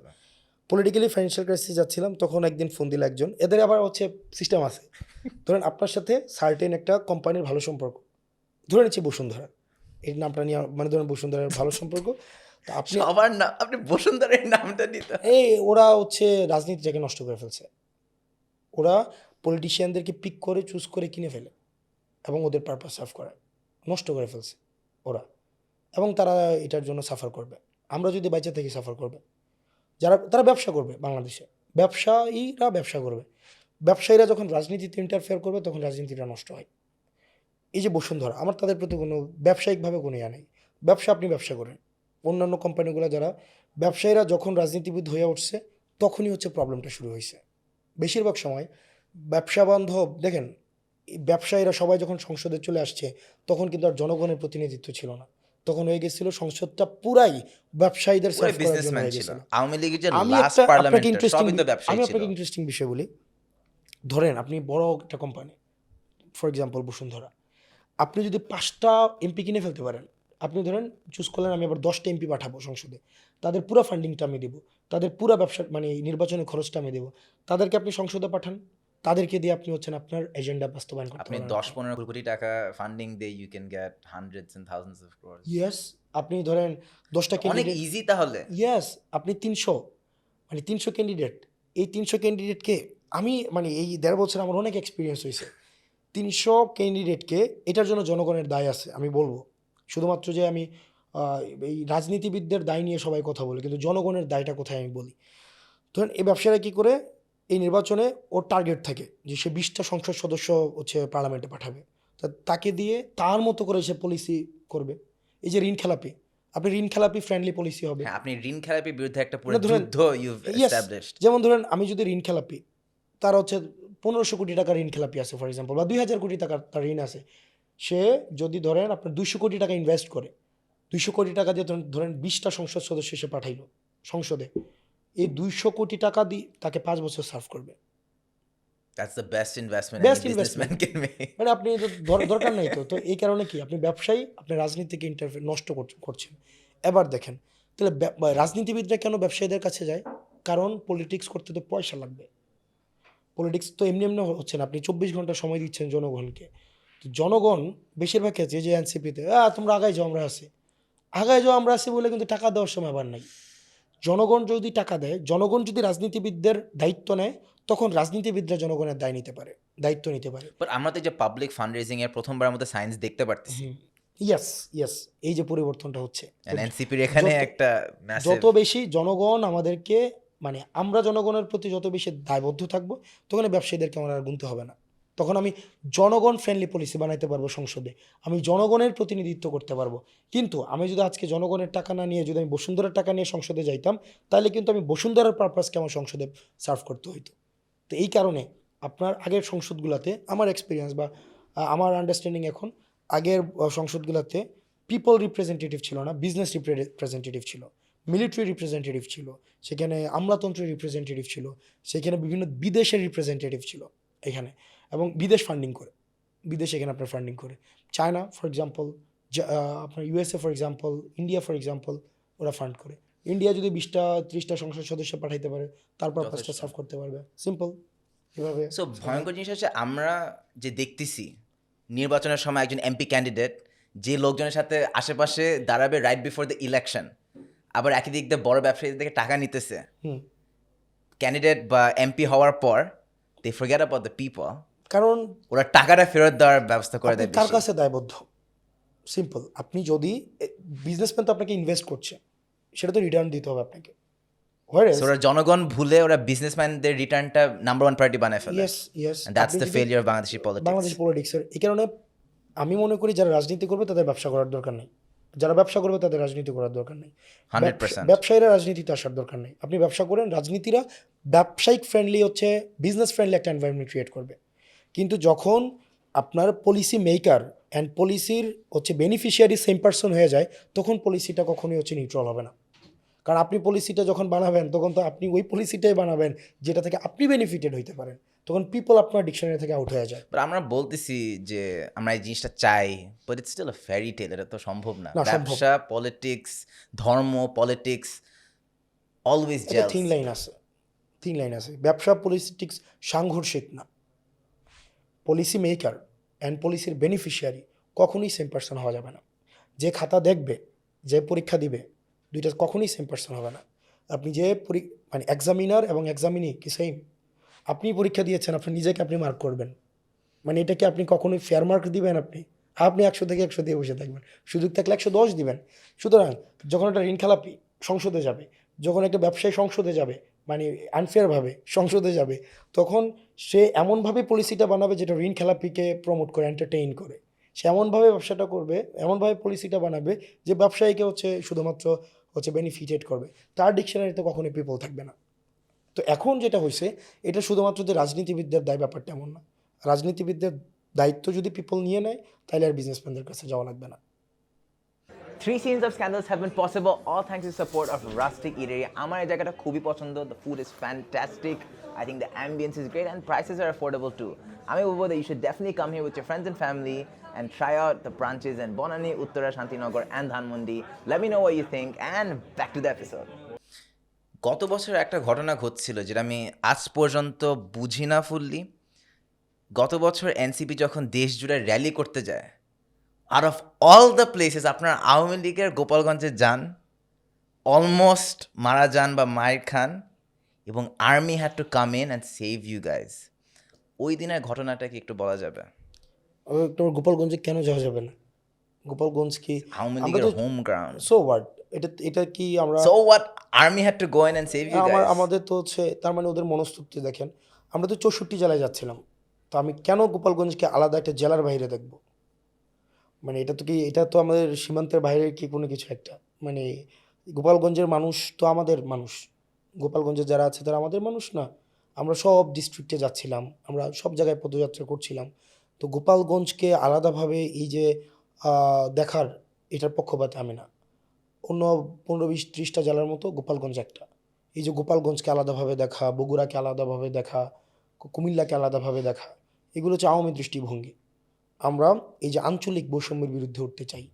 আর এই যে আঞ্চলিক একটা যে এক ধরনের দৃষ্টিভঙ্গি আছে, আপনি কুমিল্লার মানে এই যে আপনি হাসিনা যেভাবে দেখছো you are from also Comilla, right? Yes. তো আপনি এই খালি যে কাপড় আমাদেরকে, বাজায়, হ্যাঁ। সো আপনি এটা ফিল করতে পারেন। জি। তো গোপালগঞ্জ সে এখানে, আমি যেভাবে এখানের সিটিজেন, গোপালগঞ্জের মানুষ সেখানের সিটিজেন, আমি আমার মেসেজ নিয়ে তার কাছে অবশ্যই যেতে পারি। আমি আমার রাজনৈতিক মেসেজ নিয়ে তার কাছে যাব, ওই মানুষের কাছে পৌঁছাবো, সে যদি সেটা গ্রহণ করে ফাইন, গ্রহণ না করলে সেটাও ফাইন, আমরা সেটাই নিয়ে গিয়েছিলাম। So ওই দিন কি তো হয়েছিল? সেখানে হচ্ছে যারা I'm sure it wasn't any other everyday rally তো ছিল না এটা। ডেফিনেটলি নট, সেখানে হচ্ছে আওয়ামী লীগের যারা ছিল তারা সেখানে এটা আমাদেরকে তারা আক্রমণ করে, তারা আমাদের উপরে, গুলি চালানো হয়েছিল? সেখানে আমাদের উপরে আমাদের মঞ্চ ভেঙে দেয় এবং হচ্ছে সেখানে আগুন লাগাই দেয় শুরুতে, আমরা যাওয়ার আগে আগুন লাগাই দেয় শুরুতে। তারপরও আমরা যাই এবং আমরা বলি যে এখানে হচ্ছে আমরা সব ডিস্ট্রিক্টে যেভাবে যাচ্ছি এভাবে যাব, কিন্তু সেখানে দেখা যায় আবার আমাদের উপর আক্রমণ করা হয়, আমাদেরকে পুলিশের উপর আক্রমণ করা হয়, আমাদেরকে হচ্ছে কর্নার করে ফেলা হয় একদম। So পুলিশ আপনাদের সাথে ছিল সিকিউরিটি পারপাসে? ইয়াস, পুলিশ আর্মিও ছিল? পরে আর্মি আসে যখন আমাদেরকে একদম কর্নার করে ফেলে, আমাদেরকে ভাগ করে ফেলে, একটা ভাগ একদিকে চলে যায়, একটা ভাগ একদিকে চলে যায়, দেন আর্মি আসে, তারপরে আর্মি আসে। Do you think the army saved your life that day? Yes, army of course আসছে, আর্মি আমাদেরকে হেল্প করেছে ডেফিনেটলি। And I think এটা আমি আনতে চাইতেছি আজকের এপিসোডে, যে জাস্ট বিকজ আমি ফর এক্সাম্পল জামাতকে কোয়েশ্চেন করতেছি ডাজ নট মিন আমি জামাতের কয়েকটা অ্যাসপেক্ট প্রমোট করতে পারবো না। জাস্ট বিকজ হাসনাত ভাই আর্মিকে কোয়েশ্চেন করে ডাজ নট মিন যে উনি বলবে যে না যে আর্মি ডিড নট সেভ। দেখেন এক্ষেত্রে this is the beauty of free speech. একটা জিনিস বলে রাখা ভালো, অ্যান্টাই আর্মি আমি না। আর্মিতে আমাদের হচ্ছে আর্মির যে সদস্যরা তারা প্রচণ্ড দেশকে ভালোবাসে, অবশ্যই। মিলিটারিতে যারা আছে এবং অন্য 8-5টা মানুষ থেকে মিলিটারিতে যারা আছে তারা ঝুঁকি নিয়ে বাংলাদেশটাকে ভালোবাসে, ঝুঁকি নিয়ে। এবং এই জুলাইয়ে আপনার জুনিয়র অফিসার যারা আছে তারা শোনা যায় বেশিরভাগ ক্ষেত্রে এবং অনেক ক্ষেত্রে সত্য, তাদের সিনিয়র অফিসারের হচ্ছে কমান্ডের বাইরে গিয়েও বা সিনিয়র অফিসারকে একরকম বাধ্য করেছে যে হাসিনার এই অর্ডারের বাইরে যাবে, এবং জুনিয়র অফিসাররা কিন্তু রাস্তায় আমাদের সাথেই নেমে আসছে। মিলিটারিরা যদি ওই দিন আমাদের সাথে না থাকতো পিকচারটা ডিফারেন্ট হইতে পারতো, অন্যরকম হইতে পারতো পিকচারটা। সেই জন্য মিলিটারি যারা আছে তারা বিশেষ করে জুনিয়র অফিসার এবং হচ্ছে যারা সৈনিক তারা জনগণের পাশে দাঁড়াইছে, অফকোর্স দাঁড়াইছে। জুলাই মুভমেন্ট কিন্তু কি প্রবলেমটা যেটা হয়েছে, জি কিছু একদম মানে মিনিমাম নাম্বার অফ হচ্ছে আর্মি, তারা যেটা করছে তারা হাসিনাকে সার্ভ করছে। আপনারা জেনারেল জিয়ার কথা আসছে এখন, তারা হাসিনাকে সার্ভ করছে, আয়নাঘর বানাইছে, গুম করছে, নির্যাতন নিপীড়নের সাথে ছিল। তো ওইটা তো দায় এড়াইতে পারে না, এটার দায় কোনোভাবে এড়াইতে পারে না। একই সাথে আপনি ফ্রি এক্সিট দেওয়ার ক্ষেত্রে আমি স্টিল কোয়েশ্চেন করব, এখানে আর্মির একটা অংশের একটা ভূমিকা আছে, এবং এটাকে কখনোই জুনিয়র অফিসার বা অন্য যে আর্মির বড় একটা অংশ এটাকে কোনোভাবেই সমর্থন করে না। But army got a deal, no? তো আর্মির সাপোর্ট বা আর্মির থামস আপ ছাড়া কি জুলাই মুভমেন্টের শেষমেশ সাকসেসফুল হইতো? সাকসেসফুল হইতো, সময়ের সাপেক্ষ হইতো, হয়তো আসলে কোনোটার সাপেক্ষে কোনোটা না হইতো, এটা আসলে এইভাবে বলা যাবে না, এটা বলা যাবে না। সবগুলাই হচ্ছে যখন একসাথে হয়েছে তখনই হচ্ছে সফলতা আসছে, হয়তো আরও ব্লাডশেড হইতো। বাট আর্মির role to not fire at the protesters, yes, এই ডিসিশনটা হচ্ছে রিমার্কেবল একটা ডিসিশন, এটা আর্মির ডিসিশনটা, এটা অফকোর্স আমরা অনার করি। কিন্তু একই সাথে আর্মির একটা মিনিমাম একটা নাম্বার অফ পিপল যারা হচ্ছে হাসিনাকে সার্ভ করছে এবং আনজাস্ট অর্ডারগুলো বাস্তবায়ন করছে। আপনি আনজাস্ট অর্ডার একটা দেখেন, বাংলাদেশে দেখেন তো গত 17 বছর কোনো সচিব কখনো পদত্যাগ করছে? একজন সচিব, একজন বিশ্ববিদ্যালয়ের ভিসি পদত্যাগ করছে, একজন হচ্ছে আপনার আর্মির অনেক বড় অফিসার কখনো পদত্যাগ করছে যে না আমরা একটা আনজাস্ট অর্ডার বাস্তবায়ন করব না? কেউ কিন্তু পদত্যাগ করে নাই। অর্থাৎ এমন না যে তাদের ভাত কাপড়ের অভাব, তাদের বুদ্ধির অভাব, তাদের হচ্ছে জাগতিক সম্পদের অভাব, তাদের বৈষয়িক কোনো পারপাস আছে। একটা আর্মির অফিসারের আমার মনে হয় না বৈষয়িক পারপাসের ভাত কাপড়ের জন্য, যেমন না যে আর ওই আনজাস্ট অর্ডারটা বাস্তবায়ন না করলে সে ভাত কাপড়ের অভাবে মারা যাইত, কোনো একটা সচিব ভাত কাপড়ের অভাবে মারা যেত, এমনটা হইতো না। কিন্তু কোনো জায়গায় দেখবেন না যে আপনি পদত্যাগ করছে। তারা কিন্তু এই আনজাস্ট অর্ডারগুলো বাস্তবায়ন করছে। সুতরাং এটা দায় এড়ানোর কোনো সুযোগই নাই যে আমরা বাধ্য হয়ে এটা করছি। এবং সচিব আমলাদের অবস্থা দেখেন, কোনো একজন সচিবকে দেখছেন আপনি গত 17 বছরে যে পদত্যাগ করছে যে না আমি বিনা ভোটে নির্বাচন করব না, আমি দিনের ভোটটা রাতে করব না, আমি নিজে সিল মেরা দিব না? কোনো একজন ডিআইজি, এসপি, আইজি কোনোদিন পদত্যাগ করছে? করে নাই কিন্তু। সে এই আনজাস্ট অর্ডারটা বাস্তবায়ন সে করছে। তো তার মানে এটা বলার সুযোগ নাই। হ্যাঁ, এটা হয়তো যে তার চ্যালেঞ্জ নিতে হয়তো ডিফিকাল্ট হইতো, সে পদত্যাগ করলে হয়তো ডিফিকাল্ট হইতো। কিন্তু দেখলাম 5ই আগস্ট, দেখেন 5ই আগস্ট যদি সফল না হইতো, এই সচিবরা যারা নিজেদেরকে বঞ্চিত দাবি করে, যারা নিজেদেরকে বলে তারা বাধ্য এটা করছে, তারাই কিন্তু এই আধ হাত লম্বা লম্বা হচ্ছে হাসিনার পক্ষে কলাম লিখত। এই যে টকশোতে যারা দেখতেন তারাই কিন্তু আমাদেরকে টেরোরিস্ট বানাইতো, তারাই কিন্তু এই মিডিয়াগুলোই কিন্তু আমাদেরকে টেরোরিস্ট বানাইতো। সময় টেলিভিশন এখন বিপ্লবের অনেক পক্ষ হয়েছে না, আমার বিরুদ্ধে দেখতেন বিশাল বিশাল ঘন্টার পর ঘন্টার ডকুমেন্টারি বানাইতো যে কিভাবে ফান্ডিং হয়েছে, কিভাবে হচ্ছে কি যে ওই আইএসএস সম্পৃক্ততা, এই সম্পৃক্ততা, সেই সম্পৃক্ততা, আজ গুবি গল্প ইয়া করতো। ইভেন কোনোদিন যদি আমি চিপাই পড়ি দেখবেন বসুন্ধরা মিডিয়া আমার নামে বিশাল বিশাল হচ্ছে রিপোর্ট করবে। তো এটা হচ্ছে ওদের চরিত্র। তো সুতরাং এটা যদি বলে যে এটা তারা বাধ্য হয়ে করছে, ব্যাপারটা এমন না। এটা তারা হচ্ছে তুষণের জন্য করছে বা নজরে পড়ার জন্য এটা করছে। এই আপনাদের যদি এপিসোডের সোফার ভালো লেগে থাকে অবশ্যই do like, share and subscribe, এবং সাবস্ক্রাইব করলে it helps us grow and bring you even bigger and better guests. And back to the video. আর্মির বিরুদ্ধে সবাই কথা বলতে অনেক ভয় পায়, কিন্তু আপনি মার্চে আর্মিকে অ্যাকিউজ করছেন অফ পলিটিক্যাল ইন্টারফিয়ারেন্স। কি হয়েছিল তখন? তো আর্মিকে অ্যাকিউজ করা হয়নি, এটা হচ্ছে আর্মির কতিপয় সদস্যকে অ্যাকিউজ করা হয়েছিল, এটা ইনস্টিটিউশনকে অ্যাকিউজ করা হয়নি। আওয়ামী লীগ 2.1 একটা ইয়েস, প্রপোজাল আসছিল। ইয়েস, এবং আমি যেটা লিখছিলাম ওইটাই, So, আওয়ামী লীগ 2.2 এর প্রপোজাল আসলে কি ছিল? যে আবার দে একটু share ট্রাইড করতে পারবেন? Really hard to bring back Awami League to political field, simple. এবং আমি যেটা বলছি ওইটাই, এবং এটা কতিপয় সদস্যের হচ্ছে এটা ইয়া ছিল, but not as a institution. Army এই ক্ষেত্রে not as a institution, but কিছু মানুষ এই ক্ষেত্রে ইনভলভ ছিল। So, আওয়ামী লীগ 2.0 এর প্রপোজালটা কি বিএনপিকেও দিছে, আপনাদেরকেও দিছে, জামাতকেও দিছে, or অন্যদেরকে দিছে কিনা জানি না, বাট আমার জায়গা থেকে যেটা হয়েছে সেটা তো আমি বলছি, রিফাইন্ড আওয়ামী লীগ, যেটা রিফাইন্ড আওয়ামী লীগের এই প্রপোজাল ছিল, এবং সেটা তখন আমার কাছে মনে হয় যদি এটা ডিসক্লোজার না হইতো তাইলে পলিটিক্যাল সিন ডিফারেন্ট হইতো। সো প্রপোজালটা কি অনেক ডিসক্রিট বা সিক্রেটিভ কোনো প্রপোজাল ছিল আওয়ামী লীগ 2.0 এরটা? আমি ওই স্ট্যাটাসে যেটা ডিটেল লিখছিলাম ওইটাই, একদম ডিটেল। সো আপনার একটা Facebook status crash that Awami League 2.0 proposal. Yes, এই রিফাইন্ড আওয়ামী লীগের এই আলোচনাটা বিভিন্ন ক্ষেত্রে চলছিল, এটা ডিপ স্টেটে এটার আলোচনা হচ্ছিল, বিভিন্ন জায়গায় এটা হচ্ছিল। তো সেই জায়গাতে আমার কাছে মনে হয়েছিল যে এটা মানুষকে জানানো উচিত, দেন আমি জানাইছি। এবং আমার কাছে মনে হয়েছে এই কারণে ওই প্ল্যান থেকে মনে হয় এটা স্লো ডাউন হয়েছে, এরপরে বিভিন্নভাবে চেষ্টা করছে, হয়তো ওইটার হয়তো পার্ট আমি ছিলাম না।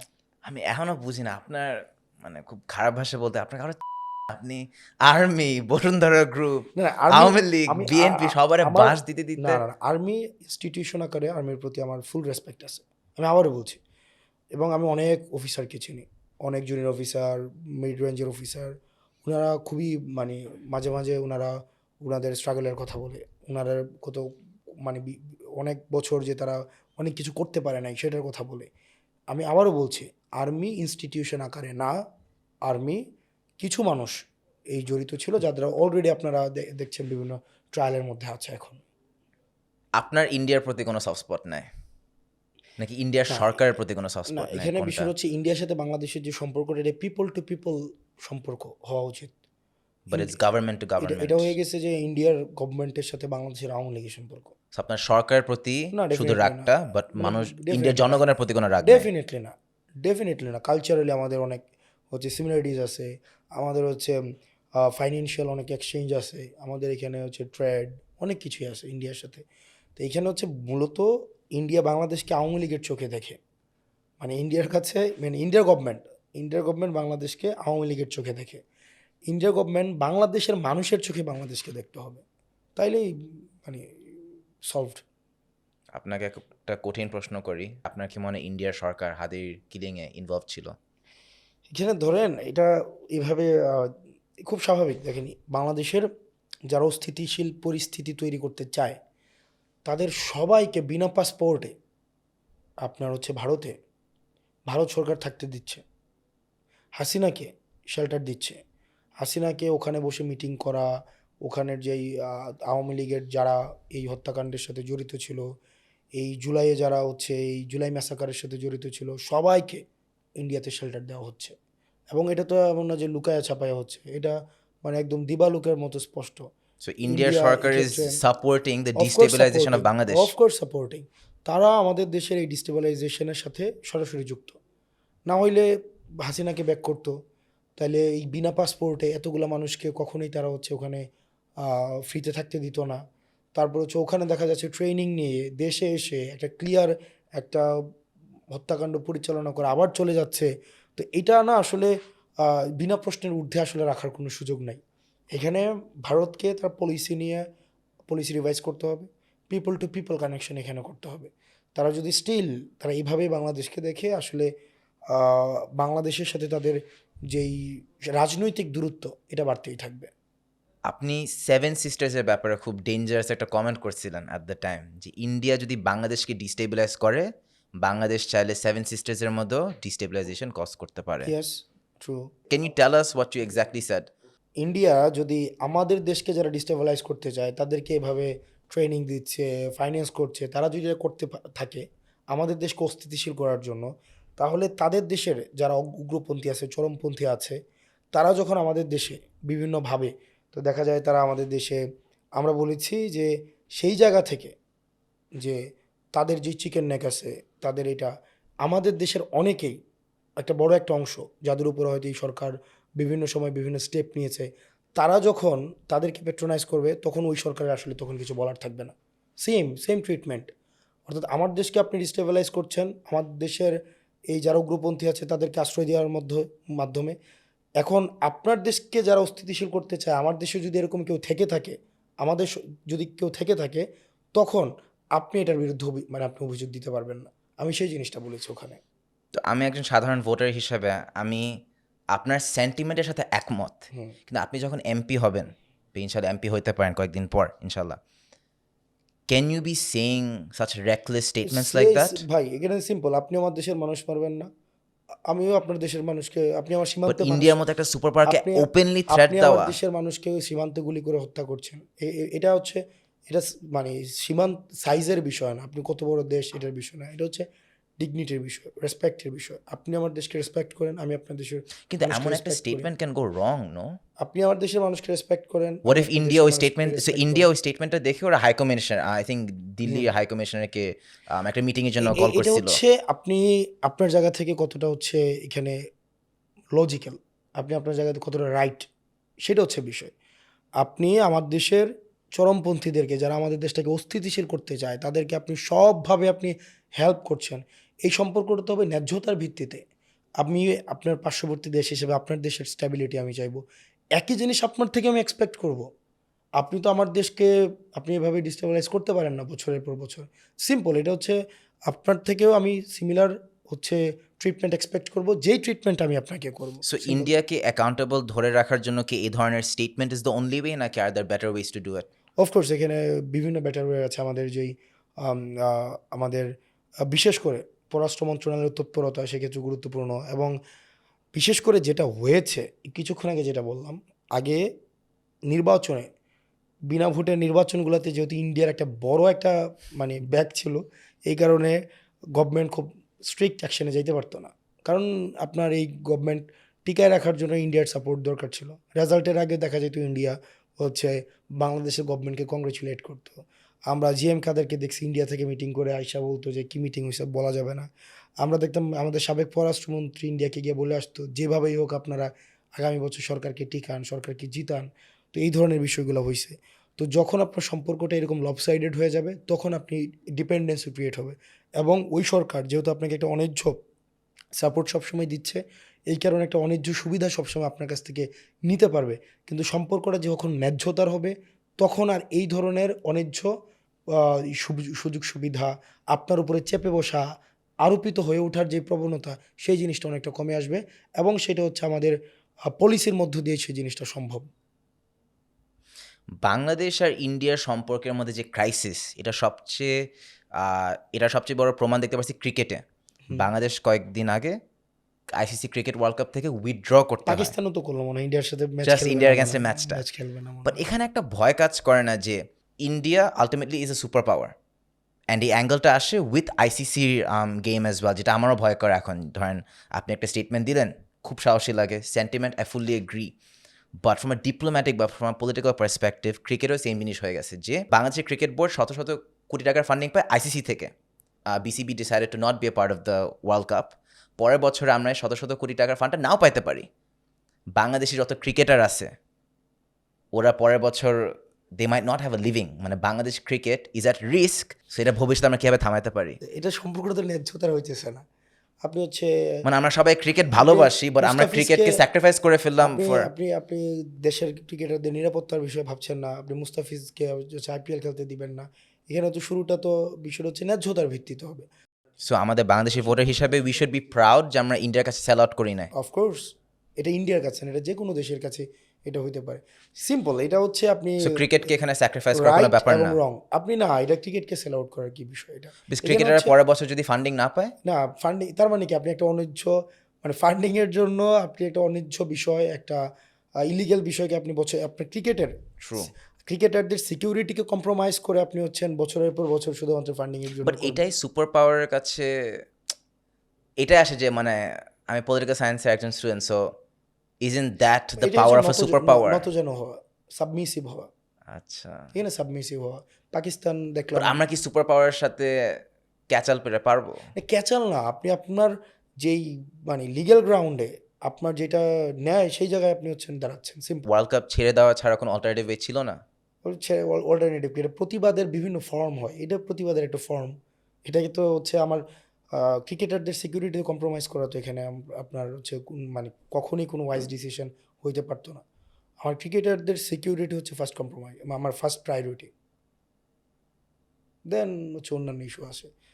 আমার যে ফান্ডিংয়ের জন্য আমাকে বছরের পর বছর ইয়ে করে যাবে, এটা হচ্ছে একটা ডিপ্রাইভড একটা উইমেনের মতো, শুধুমাত্র সংসার টিকায় রাখার জন্য, শুধুমাত্র হচ্ছে আপনার ওই যে যেহেতু হাজব্যান্ডের উপরে নির্ভর করে, সেজন্য একটা এই ধরনের অনেক সময় থাকে না যে বছরের পর বছর মাইর খাবে বা আপনার ডোমেস্টিক ভায়োলেন্সের শিকার হবে, কিন্তু সংসার টিকায় রাখার জন্য মুখ বন্ধ করে থাকা, অনেকটা তো এরকম হইলো।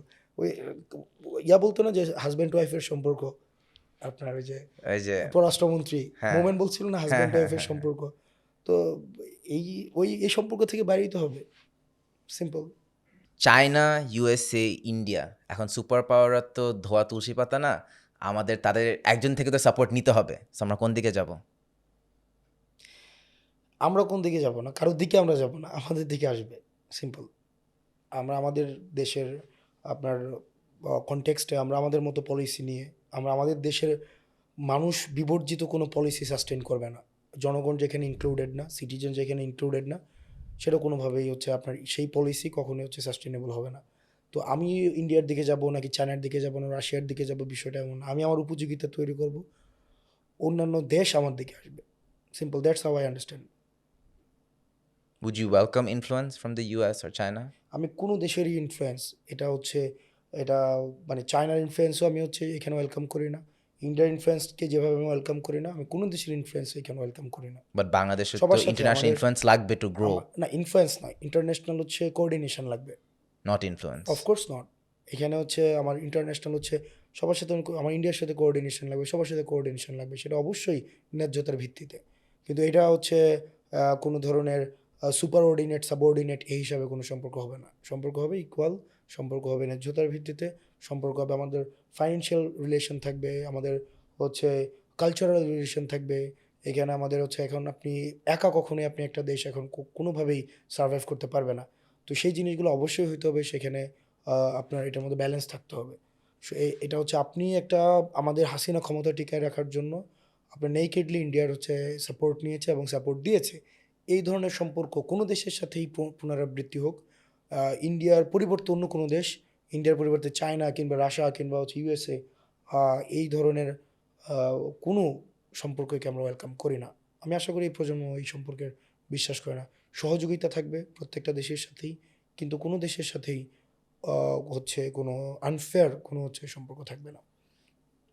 ধরেন কোনো এক দুনিয়ায় জামাত এনসিপি অ্যালায়েন্স ক্ষমতায় আসলো, হাসনাত আবদুল্লাহ হচ্ছে বাংলাদেশের ফরেন মিনিস্টার, সে কিভাবে ইন্ডিয়ার সাথে সম্পর্কটা ঠিক করবে? এখানে ইন্ডিয়ার সাথে আমাদের সম্পর্কের অবনতিটা যেটা হয়েছে যে ইন্ডিয়ার হচ্ছে আনফেয়ার এখানে ইন্টারফেয়ার করা ক্ষমতা কাঠামোতে, অর্থাৎ আমাদের নির্বাচন ব্যবস্থা, আমাদের হচ্ছে মিলিটারি, আমাদের মিডিয়া, আমাদের কালচার, সব জায়গাতেই ইন্ডিয়ার এক আরোপিত এক ধরনের হস্তক্ষেপ ছিল এবং এটা এখনও পর্যন্ত আছে। তো ওই জিনিসটা হচ্ছে প্রথমেই ইন্ডিয়ার সাথে আমার যে সম্পর্কটা হবে সেটা হচ্ছে, আমি আবারও বলছি, গভর্নমেন্ট টু গভর্নমেন্ট সম্পর্ক, পিপল টু পিপল সম্পর্ক। ইন্ডিয়াকে বাংলাদেশের মানুষের চোখে বাংলাদেশকে দেখতে হবে। ইন্ডিয়াকে কোনো নির্দিষ্ট দলের চোখে বাংলাদেশকে দেখা যাবে না, নির্দিষ্ট আওয়ামী লীগের চোখে বাংলাদেশকে দেখা যাবে না। প্রথমেই তাদেরকে ফিল করতে হবে যে বাংলাদেশ আওয়ামী লীগের শুধুমাত্র না, এখানে বাংলাদেশের পিপলের চোখে বাংলাদেশকে দেখে। সেক্ষেত্রে এই জিনিসটা যদি হয় তাহলে আই থিঙ্ক এই যে সম্পর্কের যে অবনতিটা, এই অবনতিটা হচ্ছে উন্নয়ন করা সম্ভব। আপনার প্রেক্ষাপটে does Bangladesh need India more than India needs Bangladesh? Reciprocal সম্পর্ক। এখানে ফাইন্যান্সিয়াল আমাদের সম্পর্ক আছে, আমাদের অনেক ট্রেড আছে তাদের সাথে আমাদের। তো আবার ইন্ডিয়ার সাথে আমাদের সম্পর্ক সেন্সিটিভ, তাদের হচ্ছে যেটা ওই যে সেভেন সিস্টার, তাদের একটা তাদের ইনডিরেক্ট থ্রেট। না না ইনডিরেক্ট থ্রেট না এটা, তাদের সাথে আমার সম্পর্ক রিসিপ্রোকাল সম্পর্ক। এটা রিসিপ্রোকাল, এখানে পারস্পরিক নির্ভরতার সম্পর্ক। তো এই সম্পর্কটা কখনোই হচ্ছে আবার কি হয়ে যাবে না যে তারা আমার দেশের ক্ষমতা কাঠামোতে মানে এখানে নেকেডলি ইন্টারফেয়ার করবে। ওই আপনার তাদের কোনো অধিকার বা রাইট নেই বাংলাদেশে এভাবে করে interfere ডেফিনেটলি করার? নট। আমার দেশে কে ক্ষমতায় আসবে সেটা জনগণ নির্ধারণ করবে। আমার দেশের জনগণ যাকে চাইবে সে ক্ষমতায় আসবে, তাদের ম্যান্ডেট নিয়ে ক্ষমতায় আসবে। তারা হচ্ছে একটা শেডু, একটা পাওয়ার ক্রিয়েট করে রাখবে। ওই জায়গাগুলো হচ্ছে পরিবর্তন করতে হবে। আওয়ামী লীগের সময় যখন এনিথিং ওয়েন্ট রং, ওরা শিবির ট্যাগ দিয়ে যা ইচ্ছা করতো, অ্যান্ড জনগণ অতটা কেয়ার করতো না। ইনফ্যাক্ট আই থিঙ্ক শাপলা চত্বরে যে পুরো গণহত্যাটা, ওখানেও কিন্তু সেম থিং, যে জাস্ট বিকজ শিবির বা এক্সট্রিমিস্ট ট্যাগটা দিছে, not enough people cared. So don't you think this is happening again, যে আমরা একটা ট্যাগ দিয়ে দিলে suddenly we don't care about them anymore? না, এটা হচ্ছে ওভারটেকিং এর, তো এটা একটা প্রবণতা থাকে, তখন অপরাধটা অনেক বেশি হচ্ছে হালকা হয়ে যায়। তো আমরা খুবই স্পেসিফিকভাবে যেটা পলিটিক্যাল ন্যারেটিভের বাইরে গিয়ে, এটা হচ্ছে এখন যেটা চলছে সেটা হচ্ছে পুরাটাই পলিটিক্যাল ন্যারেটিভ। আপনার যেটাই পছন্দ হচ্ছে না, আপনি বিরোধী মতকে আপনি হচ্ছে আপনার যিনি অ্যান্টি পলিটিক্স করে তার ফ্রেমে দিয়ে হচ্ছে পলিটিক্যাল ন্যারেটিভ দিচ্ছেন। তবে সেটা আমাদের সবার যে কোনো অপরাধের দায়ভার যেভাবে বিএনপি জামাতের উপরে চাপিয়ে দেওয়া হয়েছে, এই কার্যক্রম যদি আবার অব্যাহত থাকে তাহলে সেটা হচ্ছে সবার জন্য হচ্ছে আবার এটা খুবই অ্যালার্মিং হবে, সবার জন্য অ্যালার্মিং। ইন্টারনেটে প্রায় দেখি যে অনেকেই জামাতকে দেখতে পারেন, এটা নিয়ে আপনার কি মনে হয় যে এদের রাগটা কোথার থেকে আসে? জামাত শিবিরের প্রতি মানুষের যে অ্যাঙ্গারটা, ওই কিছু ঐতিহাসিক ইস্যুস বারবার হচ্ছে সামনে নিয়ে আসা হয় যে এগুলো সলভ হয় নাই, ৭১ প্রশ্ন সলভ হয় সলভ নাই, হয় না এখনো। নারী কোয়েশ্চেন সলভ হয় নাই। যারা হচ্ছে জামাতের প্রতি ওই হেট্রেড আছে তারা এই বিষয়গুলো নিয়ে হচ্ছে বারবার এই প্রশ্নগুলোই সামনে নিয়ে আসে। নারী প্রশ্ন, নারীর হচ্ছে স্বাধীনতা, কর্মসংস্থানে তারা আসলে কিভাবে কাজ করবে, ৭১ প্রশ্নটা, এই বিষয়গুলো নিয়ে হচ্ছে বারবার সামনে নিয়ে আসা আপনার কি হয়। মনে হয় এগুলো ভালো প্রশ্ন? অফকোর্স এগুলো যৌক্তিক প্রশ্ন। জামাত কার্যক্রমের মধ্য দিয়ে সেই বিষয়গুলোকে হচ্ছে স্পষ্ট করবে যে নারীকে জামাত কিভাবে দেখে, নারী কর্মসংস্থানকে কিভাবে দেখে, স্বাধীনতাকে কিভাবে দেখে। ৭১ নিয়ে তাদের অবস্থান তাদের কার্যক্রমের মধ্যে দিয়ে সেটি হচ্ছে প্রকাশিত হবে। জামাতে আমি আল জাজিরা ইন্টারভিউতে খুব স্পষ্টভাবে বলছি যে কোনো ফিমেল জামাতকে কখনো লিড করতে পারবে না, এবং জামাত এবারের নির্বাচনে কোনো মেয়ে ক্যান্ডিডেটকে নমিনেট করে নাই। What did you think of এটা that? তাদের হচ্ছে কনস্টিটিউশন, মানে তাদের পার্টি কনস্টিটিউশনের বিষয়, এটা তারা বলতে পারবে, জামাত বলতে পারবে। সো এখানে আমার ওয়াই ডু ইউ থিঙ্ক আমি জামাতের এখানে না, কারণ আছে। থেকে So, চলে আসছি আপনার জামাতের সাথে অ্যালায়েন্সে ঢুকছেন, Yes. Yes, strategic alliance, strategic electoral alliance so not an ideological alliance. এখানে ইলেকটোরাল অ্যালায়েন্স পৃথিবীর অনেক জায়গায় হয় হ্যাঁ। জামাতের সাথে আমাদের অভ্যুত্থান পরবর্তীতে বিভিন্ন কারণে জামাত এবং আমরা একই পথে হেঁটেছি সংস্কার ইস্যুতে আমরা একই পথে হেঁটেছি আমরা আহত শহীদদের নিয়ে কাজ করার ক্ষেত্রে একই পথে হেঁটেছি তো নির্বাচন নিয়ে আমাদের জামাতের সাথে আমাদের একই পথে হাঁটা তো সেক্ষেত্রে জামাতের সাথে আমাদের একটা একটা ইলেকটোরাল স্ট্র্যাটেজিক অ্যালায়েন্স হয়েছে রিফরমেশনকে সামনে রেখে বুঝলাম, তো- জামাত আর আপনার একসাথে মিলে অনেক রিফর্ম করবেন এবং সিমিলারিটিস আছে। আপনাকে একটু প্যারা দিব এখন। হুম, আপনি বলছিলেন যে এনসিপি হচ্ছে পুরান ধাঁচের রাজনীতি করবে না, ইয়েস বাট এনসিপি আর জামাতের alliance is the same as BNP আর জামাতের alliance back in the day. No how? এখানে এখানে তো আপনি আমি দুইজন যদি এখন 5 জন মানুষের মধ্যে আমরা দুইজন চিটাং যাইতে চাই এখন আপনি আমি যদি একসাথে চিটাংয়ের বাসে উঠি it does not mean that আপনি আর আমি এক হয়ে গেছি নাম্বার 1 নাম্বার 2 আমরা অন্যরাও এই রিফরমেশনের প্রশ্নে আমাদের এখানে আমরা জামাতের সাথে গিয়েছি বা জামাত আমাদের সাথে এসেছে বিষয়টা এমন না বিষয়টা হচ্ছে ছিল আমাদের সার্টেইন কিছু রিফরমেশন প্রপোজাল ছিল আমাদের রাষ্ট্র কাঠামো পরিবর্তনের ক্ষেত্রে এই রিফরমেশনকে সেন্টার ধরে যারা আসছে তাদের একটা হচ্ছে অ্যালায়েন্স ক্রিয়েট হয়েছে সিম্পল So আপনি আমরা বলতে চাচ্ছেন জামাতের সাথে না- এনসিপির এখানে কোনো ভ্যালু স্যাক্রিফাইস এখানে হয় না? এখানে আমরা জামাতের সাথেও না জামাত আমাদের সাথে বা আমরা এলডিপির সাথে এলডিপি আমাদের সাথে না সবাই রিফরমেশনের সাথে আসছে পরবর্তী অভ্যুত্থান পরবর্তী বাংলাদেশটাকে আমরা নতুন যে নিউ সেটেলমেন্টের দিকে নিতে চাচ্ছি ওই কোর প্রিন্সিপালটাকে সামনে রেখে যারা আসছে সেখানে বিএনপি আসতে পারতো তারা আসেনি তারা So আপনাদের রিফর্ম হচ্ছে common goal with Jamaat. Yes Okay, মানলাম। রিফর্ম হচ্ছে কমন গোল এখানে যারা এটার সাথে একটা এনগেজ ফিল করেছে তারা এসেছে সিম্পল মানলাম। এখন ধরেন যেসব নারী ভোটার যারা আছে, জুলাই মুভমেন্টের সময় এনসিপি এবং জুলাই যোদ্ধা যারা ছিল, যদি নারী ভোটাররা রাস্তায় না নামতো, ইয়েস ঠিকই বলতো শিবিরের কি বলে প্রোটেস্ট এটা বা ছাত্র দলের প্রোটেস্ট বানায় দিত। বিকজ মহিলারা তখন রাস্তায় নামছিল, শিবির ট্যাগ দিতে পারে না, র্যান্ডমলি ফায়ার করতে পারে না, সবাইকে মেরে ফেলতে পারে না, বুঝতে ট্রাইড অবভিয়াসলি, বাট মেয়েদের কারণে তখন Okay, আপনাদের উপর আপনার এই প্রেশারটা আসে প্রশ্নের না। মধ্যে আপনাকে- এখন আপনার একটা you guys are betraying them kind of by allying with someone যে বিশ্বাস করে যে কোনো মেয়ে কখনো লিডার হতে পারবে না এবং মেয়েদেরকে নমিনেশন দেয় না। Are you not betraying those women? Okay আপনার প্রশ্নের মধ্যে আমাদের এই লাস্ট 17 বছরের খুব রূঢ় একটা বাস্তবতা উঠে আসছে আপনার প্রশ্নটা দেখেন আপনি বলেছেন যে যদি নারীরা না আসতো তাহলে শিবির বলে মেরে ফেলতে পারতো কারেক্ট, হ্যাঁ, Right. অ্যাবসলিউটলি। তার মানে শিবির বলে মেরে ফেলাটা জায়েজ ছিল আমরা অবচেতনভাবে সেটাকে খুব সাধারণভাবে মেনে নিতাম খুবই স্যাড। এবং তখন আর ওই প্রতিবাদটা হতো না তার মানে শিবিরকে মেরে ফেলা জায়েজ ছিল ছাত্রদলকে মেরে ফেলা জায়েজ ছিল এবং আমরা একটা এন্টায়ার প্রজন্ম শুধুমাত্র শিবির বলে মেরে ফেলছে আমরা মেনে নিছি ছাত্রদল বলে মেরে ফেলছে আমরা মেনে নিছি এটা আসলে আমাদের একটা প্রজন্মের এবং failure এটা ছিল। একদমই ঠিক হয় না। এবং এবং এটা মানলাম, আমাদের একদমই ঠিক হয় না এটা। অবচেতন মানে এবার আসে সেকেন্ড প্রশ্ন সেটা হচ্ছে জামাতের বিষয়ে সেক্ষেত্রে জামাত তার পার্টিতে কাকে দলীয় প্রধান বানাচ্ছে বা না বানাচ্ছে তাদের কনস্টিটিউশনে কি আছে সেটা জামাত তাদের জায়গা থেকে বলতে পারবে আমি যেহেতু জামাতের রাজনীতি করি না ওকে, আমি আপনাকে বলেছি যে আমরা এনসিপি আমরা প্রত্যেকটা নাগরিককে তার এই যে আমাদের বিভাজিত কূটতর্কগুলো যেগুলো আছে যে আপনার সে কি পাহাড়ের নাকি সমতলের আমরা বিশ্বাস করি মেধা এবং যোগ্যতা দিয়ে তার এই যে এই পরিচয়ের ঊর্ধ্বে উঠে যার মেধা এবং যোগ্যতা আছে আমরা যে কেউ পার্টি প্রধান যোগ্যতা দিয়ে এনিওয়ান উইথ ক্যাপাসিটি ইন্টেলিজেন্স এবং হচ্ছে যে যার হচ্ছে ওই ধরনের সাংগঠনিক দক্ষতা আছে যে কেউ পার্টি প্রধান হইতে পারবে যে কেউ প্রধানমন্ত্রী হইতে পারবে যে কেউ দেশ চালাইতে পারবে সেটার জন্য সার্টেন কোনো পরিবার থেকে আসা লাগবে না সেটার জন্য সার্টেন কোনো হচ্ছে ব্যাকগ্রাউন্ডের হইতে হবে না সার্টেন কোনো রিলিজিয়নের হইতে হবে না সার্টেন কোনো জেন্ডার হইতে হবে না সিম্পল মানলাম। আপনার ভিউ হচ্ছে খুবই ওপেন মাইন্ডেড, মানলাম। জুলাই মুভমেন্টে মেয়েদের রোল কতটা গুরুত্বপূর্ণ ছিল? ডেফিনেটলি এখানে হচ্ছে নারীদের যে অংশগ্রহণ জুলাই মুভমেন্টে এই ক্ষেত্রে আমাদের সবচেয়ে মানে আমরা যদি বলি যে মুভমেন্টের টার্নিংটা ছিল নারীদের অংশগ্রহণটা যখনই নারীরা এখানে অংশগ্রহণ করেছে তখনই হচ্ছে মুভমেন্টটা হচ্ছে এটার হচ্ছে মোমেন্টাম পাইছে তো এই ক্ষেত্রে আসলে নারীদের যে অংশগ্রহণ এটা সিগনিফিকেন্ট আনডাউটেডলি সিগনিফিকেন্ট সুপার, আপনি এটা মানলেন। তাহলে এনসিপি জামাত এমন একটা কোলিশন যেখানে জামাত একজন মেয়েকে নমিনেশন দেয় নাই এবং আমরা এনসিপি মাত্র 3 জনকে নমিনেশন আমরা দিয়েছে দিয়েছি, ইয়েস। 40 জনের মধ্যে 3 জন, 3 জনের মধ্যে 3 জন।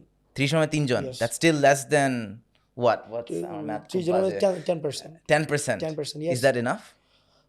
এটা তো আমরা হচ্ছে নারী হিসাবে তাদেরকে দিইনি, আমরা তাদেরকে দিয়েছি আমরা যে যোগ্য। আমরা তো শুরুতেই বললাম, তার মানে কি আপনি কি আবার হচ্ছে টোকেনিজমের দিকে যাবেন? মানে আপনি তো টোকেনিজমের দিকে যাচ্ছেন। আমার যদি যে যোগ্য 15 জন যোগ্য থাকলে সে 15 জন হবে, 20 জন যোগ্য থাকলে 20 জন হবে। আমি আমার নারী হিসাবে আবার টোকেন সিস্টেমে যে 50%, 10%, 15% এইভাবে যে তাদেরকে এটা ডিসঅনার করা, এটা তাদেরকে এম্পাওয়ার্ড ফিল করানো না। এটা তাদেরকে আসলে আপনি যখন এটা সার্টেইন একটা হচ্ছে পোর্শন রেখে দিচ্ছেন নারীদের জন্য, মানে এটা আমাদের জন্য হচ্ছে ডিসঅনার করা। ইয়াস, এটা ট্রু। আপনার এটা হচ্ছে আপনার যখন এটা পিছিয়ে পড়া জনগোষ্ঠীকে উঠিয়ে আনতে চাওয়া হয় তখন সেক্ষেত্রে এটা সার্টেন একটা হচ্ছে সংখ্যায় রাখা উচিত। কিন্তু আমরা মনে করি আমাদের পার্টিতে উমেনদেরকে আপনার ইন্সপায়ার করার জন্য যে শুধু উমেন হিসেবে একটা সার্টেন 5-7টা সিট থাকবে বা টোটাল হচ্ছে মনোনয়নের 10%, 15%, 20% হবে, ব্যাপারটা এমন না। যেই যোগ্য হবে তাকেই দেওয়া হবে, সিম্পল। এক্ষেত্রে যদি 50% উইমেন হয় 50%, সিম্পল। এনসিপিতে ডক্টর তাসিম জারা ছিল এবং জামাত এনসিপি কোলিশন হওয়ার পরই she left. Why do you think she left? উনি মনে করেছেন ওনার জায়গা থেকে হয়তো উনি আদর্শিকভাবে উনি অ্যালাই ফিল করেন নাই। ওনার কাছে মনে হয়েছে জামাতের নারী ইস্যু স্টিল প্রবলেমেটিক। এখনও পর্যন্ত নারীদেরকে কীভাবে অ্যাকোমোডেট করা হবে সেই কোশ্চেনগুলো হয়তো ওনার কাছে সলভ মনে হয় নাই। তো সেই জন্য ওনার সিদ্ধান্ত উনি নিয়েছেন, এটা ওনার নিজস্ব সিদ্ধান্ত। So you understand where I am coming from, যখন আমি বলতেছি যে মেয়েরা might feel betrayed by this alliance. মেয়েরা সবাই না, সবাই না, সবাই না, সবাই না। ডেফিনেটলি সবাই না। আমাদের সাথে অনেক নারী আছে, অনেক নারী আছে আমাদের সাথে, কেউ চলে গিয়েছে। সেক্ষেত্রে অফকোর্স সেখানে সার্টেন ডিসএগ্রিমেন্ট থাকবে। তো আমরা ওইটাকেও এনকারেজ করি, যারা আপার যে ডিসিশন সেটাকে এনকারেজ করি। উনি ওনার জায়গা থেকে অ্যালাই ফিল করে নাই, সেজন্য উনি এই সিদ্ধান্ত নিয়েছেন। অনেকেই অনলাইনে এনসিপিকে জামাতের বি টিম বলে, হুম, আপনি তাদেরকে কি বলতে চান? আওয়ামী লীগ বলে এটা। This is what I mean. So কেউ যদি আপনাদের আগেনস্টে কিছু বলে আওয়ামী লীগের ট্যাগ এটা দিতে আওয়ামী লীগ পারেন বলে আপনি? এটা, আচ্ছা, এটা আওয়ামী লীগ বলে। এবং আমাদেরকে দুর্নীতিগ্রস্ত, আমাদেরকে হচ্ছে মানে ধরেন যত ধরনের নেগেটিভ যা কিছু আছে সেগুলো হচ্ছে প্রপাগান্ডাটা শুরু হয় হচ্ছে আওয়ামী লীগ থেকে, খুব স্বাভাবিকভাবে। See, এর জন্য আমি দালালাইজেশনের জিনিসটা একদম শুরুতে না, আনছি যে এখানে বিষয়টা আপনাদের হচ্ছে বিরুদ্ধে যদি কেউ কিছু বলে আমাদের আওয়ামী লীগের ট্যাগ দিয়ে দেন। না, আমাদের এক্সিস্টেন্স হচ্ছে আপনার আওয়ামী লীগ এবং আমরা একই সাথে এক্সিস্ট করবে না, সিম্পল সিম্পল। তো এইখানে তো ধরেন আমাদের অ্যাকনোলেজ তো আওয়ামী লীগ বা তাদের যেই হত্যাকাণ্ডের পরবর্তী বাংলাদেশের বাস্তবতায় আমাদের হচ্ছে মার্চ হয়েছে। তো সেই জায়গায় তারা তো এই প্রপাগান্ডাগুলো বলেই। আওয়ামী লীগের ভোটাররা এবার কার পক্ষে ভোট দিবে কি মনে হয়? দে নো বেটার, যে তাদের পারপাস যারা সার্ভ করবে তাদের, যারা না ভোটের পক্ষে আছে তাদেরকে ভোট দিবে, যারা রিফর্ম চায় না তাদেরকে ভোট দিবে, যারা আগের যেই রাজনৈতিক বাস্তবতাকে কন্টিনিউ করতে চায় তাদের ভোট দিবে। এখন তারা কারা, তাদের কার্যক্রমের মধ্যে দিয়ে, ম্যানিফেস্টোর মধ্যে দিয়ে সেই জিনিসগুলো আসবে। অনেকেই গণভোটের ব্যাপারে ডিটেলে যায় না, আপনি কি খুব সহজ ভাষায় বুঝাতে পারবেন Yes. গণভোটের ব্যাপারটা আসলে কি? গণভোট হচ্ছে প্রথমত হচ্ছে আপনি কি চান কিনা যে তত্ত্বাবধায়ক সরকারের আগে মানে অধীনে প্রত্যেক বছর নির্বাচন হোক, এবং এই তত্ত্বাবধায়ক সরকারটা আপনার সরকারি দল এবং বিরোধী দলের হচ্ছে সমন্বয়ে গঠিত হোক। যদি চান তাহলে আপনি হ্যাঁ ভোটের পক্ষে থাকেন। আপনি কি চান কিনা যে কনস্টিটিউশনের মেজর পরিবর্তনের ক্ষেত্রে আমরা দেখেছি আগে সরকারি দল আপনার 2/3 হইলেই কনস্টিটিউশনকে কেটে কুটে তাদের নিজেদের মতো করে অ্যামেন্ড করতে পারতো।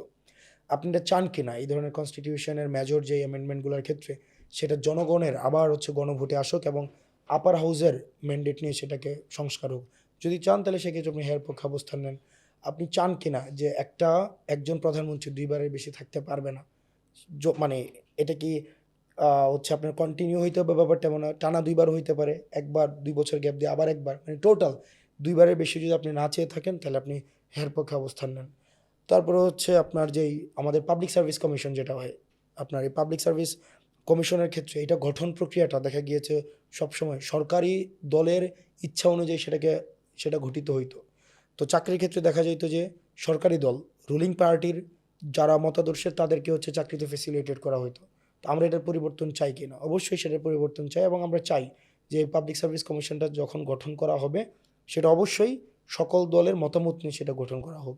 সো এগুলো খুবই বেসিক হচ্ছে সংস্কার, এবং এই সংস্কারগুলো যদি রাষ্ট্র করে তাহলে এক ব্যক্তি যে আগে স্টেট হয়ে ওঠার যে প্রবণতা ব্যক্তিকেন্দ্রিক, হয় কোথাও হাঁস চুরি হয়েছে এটার জন্য হাসিনার কাছে মানুষ বিচার দিত, ডিভোর্স সংসার অশান্তি সেটা নিয়ে হাসিনার কাছে বিচার দিত, এই যে ইনস্টিটিউশনগুলো প্রপারলি ফাংশন করতে না পারার যেই একটা প্রবণতা আছে সেক্ষেত্রে এই বিষয়টার হচ্ছে অ্যাড্রেস হয়ে যাবে।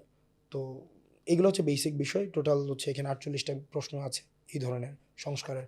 তবে এটাকে আমরা দেখলাম প্রপাগান্ডার মধ্য দিয়ে নিয়ে আসছে যে সংবিধানের ওই যে গণভোটে যদি হা দেয় তাহলে নাকি বিসমিল্লাহ থাকবে না, ইসলাম থাকবে না, অথচ এই বিষয়গুলাই হচ্ছে এখানে না, সবারই গণভোটে আলোচনা হা দেওয়া হয়নি। উচিত। Yes. অ্যান্ড বাট আমার একটা কনফিউশন অ্যাজ এ ভোটার, যে অস্ট্রেলিয়ায় যখন রেফারেন্ডাম হয় বা গণভোট যখন হয় একটা প্রশ্ন জিজ্ঞেস করে ইয়েস অর নো, বাংলাদেশে কি 80টার মতো প্রশ্ন আছে? এখানে 48টা হচ্ছে এই আপনার গণভোটের যেই সো এক একটা প্রশ্নের জন্য yes or no vote count হবে? গণভোটের যেই সরকারি যেই লিফলেটটা ছাপানো হয়েছে সেখানে টোটাল 12টা প্রশ্ন আছে, ওরা আচ্ছা। সামারি করে 12টার মধ্যে নিয়ে আসছে, ওকে, 12টার মধ্যে নিয়ে আসছে। সো এক একটাতে ইয়েস আসলে ওই রুল পাস? একটা ইয়েস, মানে আপনাকে ভোট দিতে হবে একটা ভোটই, হা বা না, সবগুলো হচ্ছে একই টাইপের প্রশ্ন আর কি। ও, সো ইদার সবগুলো ইমপ্লিমেন্ট করা হবে আর একটাও ইমপ্লিমেন্ট করা হবে না? Yes, yes. ওয়াও, এবং সেখানে যে এই যে নোট অফ ডিসেন্ট যেগুলো ছিল সেগুলোকে বাদ দিয়ে দেওয়া হয়েছে। রাইট, এটা নিয়ে অনেক কন্ট্রোভার্সি হয়েছে। হ্যাঁ, don't আপনার কি disagree. মন্তব্য এটা নিয়ে? না, সব পার্টিগুলোকে এই মৌলিক জায়গাগুলো তো দিন শেষে কনসেনসাস কমিশন এক জায়গায় আসছে, তো এক জায়গায় আসার কারণে যেটাতে সবাই একসাথে আসছে ওইটাই এখন পাবলিকের জন্য উন্মুক্ত করা হয়েছে, যে এই সব পার্টি ন্যূনতম জায়গায়, ন্যূনতম যে সংস্কারের জায়গায় সবাই একমত হয়েছে পার্টিগুলো। এখন সেক্ষেত্রে হচ্ছে জনগণের যেই চূড়ান্ত সিদ্ধান্তটা সেটা হ্যাঁ এবং নেয়ার মধ্য দিয়ে আসবে, না এর মধ্য দিয়ে আসবে। 3 seasons of scandals have been possible all thanks to the support of Rustic Eatery. আমার এই জায়গাটা খুবই পছন্দ। The food is fantastic. I think the ambience is great and prices are affordable too. আমি বলবো that you should definitely come here with your friends and family and try out the branches in Bonani, Uttara, Shantinagar and Dhanmondi. Let me know what you think and back to the episode. ভাইয়া, অনেকেই না আমাকে প্রশ্ন করে যে আমি তুমি কেন পলিটিক্স নিয়ে ভিডিও বানাতেছো, সব ফারা তুমি পলিটিক্স নিয়ে ভিডিও বানাতেছো, বাট মানুষজন ভুলে যায় যে আমার একজন সাংবাদিক হইতে হবে না প্রশ্ন করার জন্য। আই থিঙ্ক প্রত্যেকটা সাধারণ ভোটারই প্রশ্ন করা উচিত, এবং তাদের যদি এমন সুযোগ থাকতো প্রশ্ন করে, I think pretty sure they would go for it as well. But ওইটার চেয়ে বেশি আমরা যখন প্রশ্ন করি, যেমন এই এপিসোডে আমি জামাতের ব্যাপারে অনেক প্রশ্ন করলাম, আমি যেমন বিএনপিকে আমি সেম প্রশ্ন করতে পারবো, সবাইকে আমি করতে পারবো, বাট ধরেন যখন আপনার মতো একজন ক্যারেক্টার থাকে যে সাহস দিয়ে কথা বলতে পারে, তখন মনে হয় যে আচ্ছা, হাসাদ আব্দুল যদি বসুন্ধরা গ্রুপের অ্যাগেনস্টে এত কিছু বলে ফেলতে পারে, আমি কি আর বলতেছি। Do you understand the importance of someone like you in terms of showing ওই কারেজটা বা ওই সাহসে যে আপনি দেখা আসতেছেন, আপনার কিছু হয় নাই so far? Do feel lucky to be alive? না, লাকি না, এটাই স্বাভাবিক, এটাই স্বাভাবিক, কিন্তু এটা আমাদের কাছে এখন খুব অস্বাভাবিক হয়ে উঠছে। বাহিরে স্বাভাবিক, বাট বাংলাদেশে আপনি সবার বিরুদ্ধে না, যা তা বলতে পারতেছেন। না, ব্যাপারটা হয়ে যাচ্ছে যে আমি মনে হয় বিরুদ্ধেই বলি বিষয়টা। আই অ্যাপ্রিসিয়েট যারা ভালো কাজ করে, আমি তাদেরকে অ্যাপ্রিসিয়েটও করি। তো বিষয়টা হচ্ছে যে ভয়টা থেকে না আসলে বাট জনগণ কিন্তু এখনো অনেক ভয় পায় না, সবার বিরুদ্ধে। আপনার মতো আমি কাউকে পাই আমি না। না ভয় ভাঙছে মানুষের ভয় ভাঙছে, এবং মানুষ এটা বিশ্বাস করে যে মানে ভয় নিয়ে আসলে বাঁচার থেকে, হাদি ভাই যেটা বলছিল যে ভয় নিয়ে আসলে বেঁচে কি লাভ। মৃত্যু তো অনেক মানুষ হসপিটালে মারা যায়, রাস্তা অ্যাক্সিডেন্ট করে মারা যায়, স্বাভাবিকভাবেও মারা যায়, কিন্তু একটা যেই মানে গ্লোরিয়াস একটা মৃত্যু, যে আপনি একটা গ্রেট কজের কারণে আপনি মারা গেছেন, এটা দারুণ কিন্তু। এই মৃত্যুটা আসলে কতজনের ভাগ্যে হয়। হাদি ভাই তো মারা গিয়ে বেঁচে গেছে। হাদি ভাই জীবিত থাকা অবস্থায় যতটা জীবন্ত ছিল, উনি মারা যাওয়ার পরে তার চেয়ে বেশি জীবন্ত। তো আমরা আসলে সবাই মৃত্যু নিয়ে চিন্তিত, কিন্তু ভবিষ্যৎই আমরা মানে সবাই beautiful. আমাদের এখানে হচ্ছে কি সবাই ভবিষ্যৎ নিয়ে চিন্তা করি আমরা, ভবিষ্যতে কি হবে, ভবিষ্যৎ কি হবে, আমি এটা বলে ফেললে আমার ভবিষ্যৎ ক্রাইসিসে পড়ে যাবে, মানে আমরা এখানে সবাই ভবিষ্যৎ নিয়ে চিন্তিত, কিন্তু মৃত্যুটাই আমাদের চূড়ান্ত ভবিষ্যৎ। আপনি যখন মানে এই আইডিয়াটা হচ্ছে আপনি নিজেকে বিশ্বাস করাইতে পারবেন, তো তারপরে মনে হবে যে কম্প্রোমাইজের জীবনটা হচ্ছে আপনি এই বালিশ, এই সামনে স্ন্যাক্স, এই আপনার মগ, এই সবাই আমরা এক্সিস্ট করতেছি জীবনে, মানে এখানে তো সবাই এক্সিস্ট করতেছে। আমাদের দুনিয়াতেও প্রচুর মানুষ আছে যারা এক্সিস্ট করে কিন্তু তারা বাইচা নাই। তো দারুণ মানে একটা কথা এক্সিস্টিং অ্যান্ড লিভিং দুইটা আলাদা জিনিস। জাস্ট বিকজ ইউ এক্সিস্ট এটার মানে বুঝাইতেছেন আপনি বাইচা আছেন, অনেক কিছুই তো এক্সিস্ট করতেছে। তো আসলে আমরা বাঁচতে চাই, শুধু এক্সিস্ট করতে চাই না। দুনিয়াতে প্রচুর মানুষ জায়গা দখল করে আছে শুধু, মানে শুধু জায়গাটা দখল করছে কিন্তু সে বাইচা নাই। তো হাদি ভাই বা আমরা আসলে বাইচা থাকতে চাই, আমরা শুধু এক্সিস্ট করতে চাই না, উই ওয়ান্ট টু লিভ।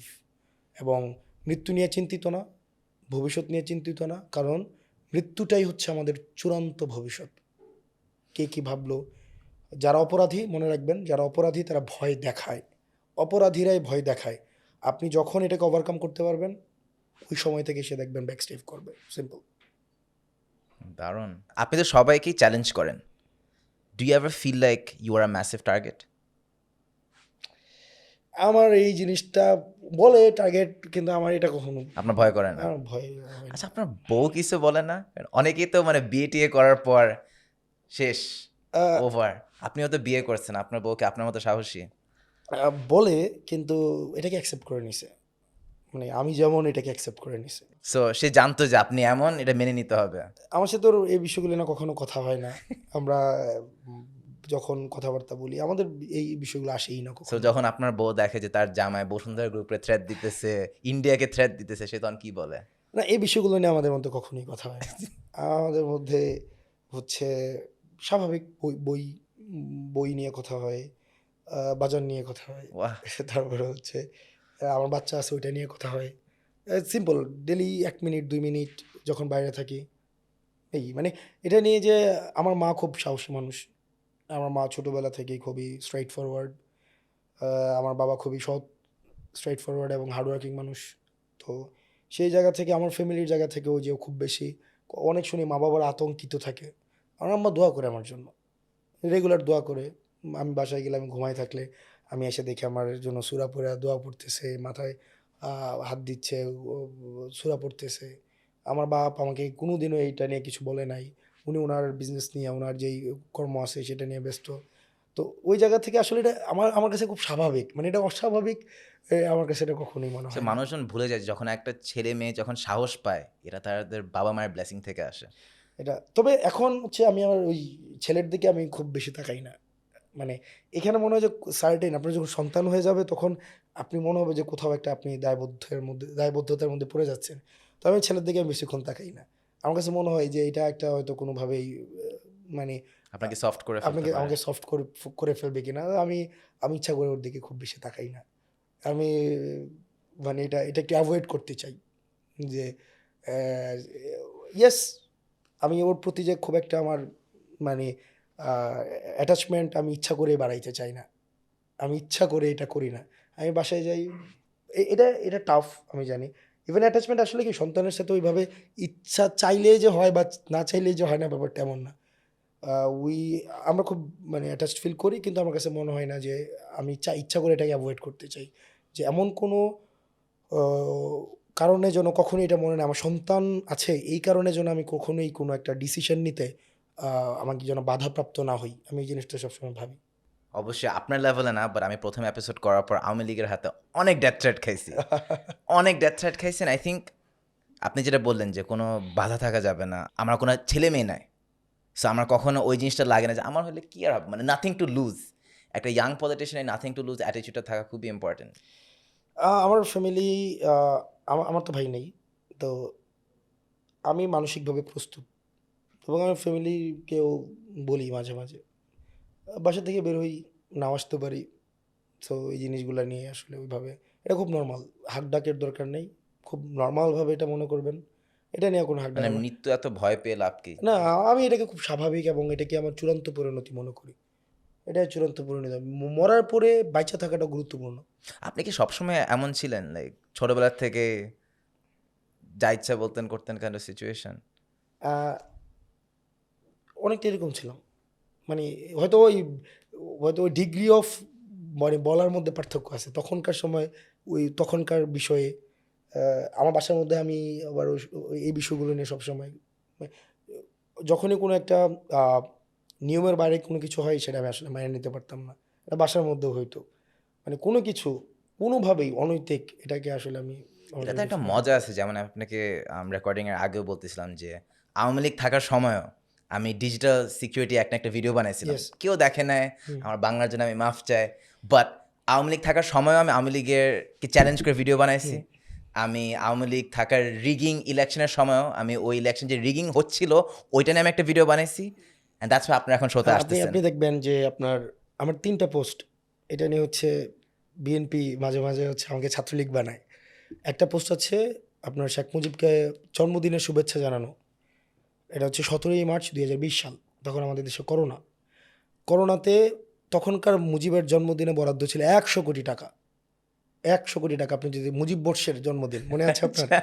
তো তখন ওই মুজিবের একটা কোট ছিল ওখানে, এটা এরকম যে আমি একটা নিপীড়িত বাংলাদেশের হচ্ছে প্রধানমন্ত্রী, আমার জন্মদিনে কি বা মৃত্যুদিনে কি, তো আমার জন্য যে 100 কোটি টাকা বরাদ্দ ওইটাকে আমি মক করে হচ্ছে একটা জন্মদিনের শুভেচ্ছা জানাইছিলাম।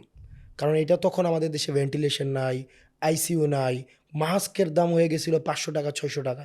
আমি কিন্তু 2020 সালের 17ই মার্চের কথা বলছি আপনাকে।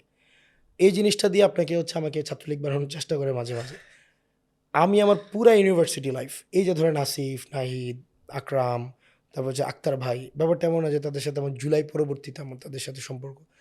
আমার ছাত্রলীগের সাথে লড়াই আমার ইউনিভার্সিটি ডে 1 থেকে। এবং আমার প্রোফাইলে ওই টাইমলাইনের ওই পোস্ট কিন্তু আমি এখনও রিলেট করি নাই, এখনও আছে। কারণ ওই সময়ের যেটা আমি যেভাবে আওয়ামী লীগকে দেখতাম এটা এখন এভাবে আছে, কেউ না বুঝলে। কারণ আপনি স্যাটায়ার হচ্ছে আপনার বিরোধের একটা অন্য ধরনের ফর্ম। স্যাটায়ার করেও কিন্তু হচ্ছে আপনার বিদ্রুপ করা যায়, আপনার ডিসএগ্রিমেন্ট প্রকাশ করা যায়। আমার সরাসরি ছাত্রলীগের এগেনস্টে অসংখ্য পোস্ট আছে।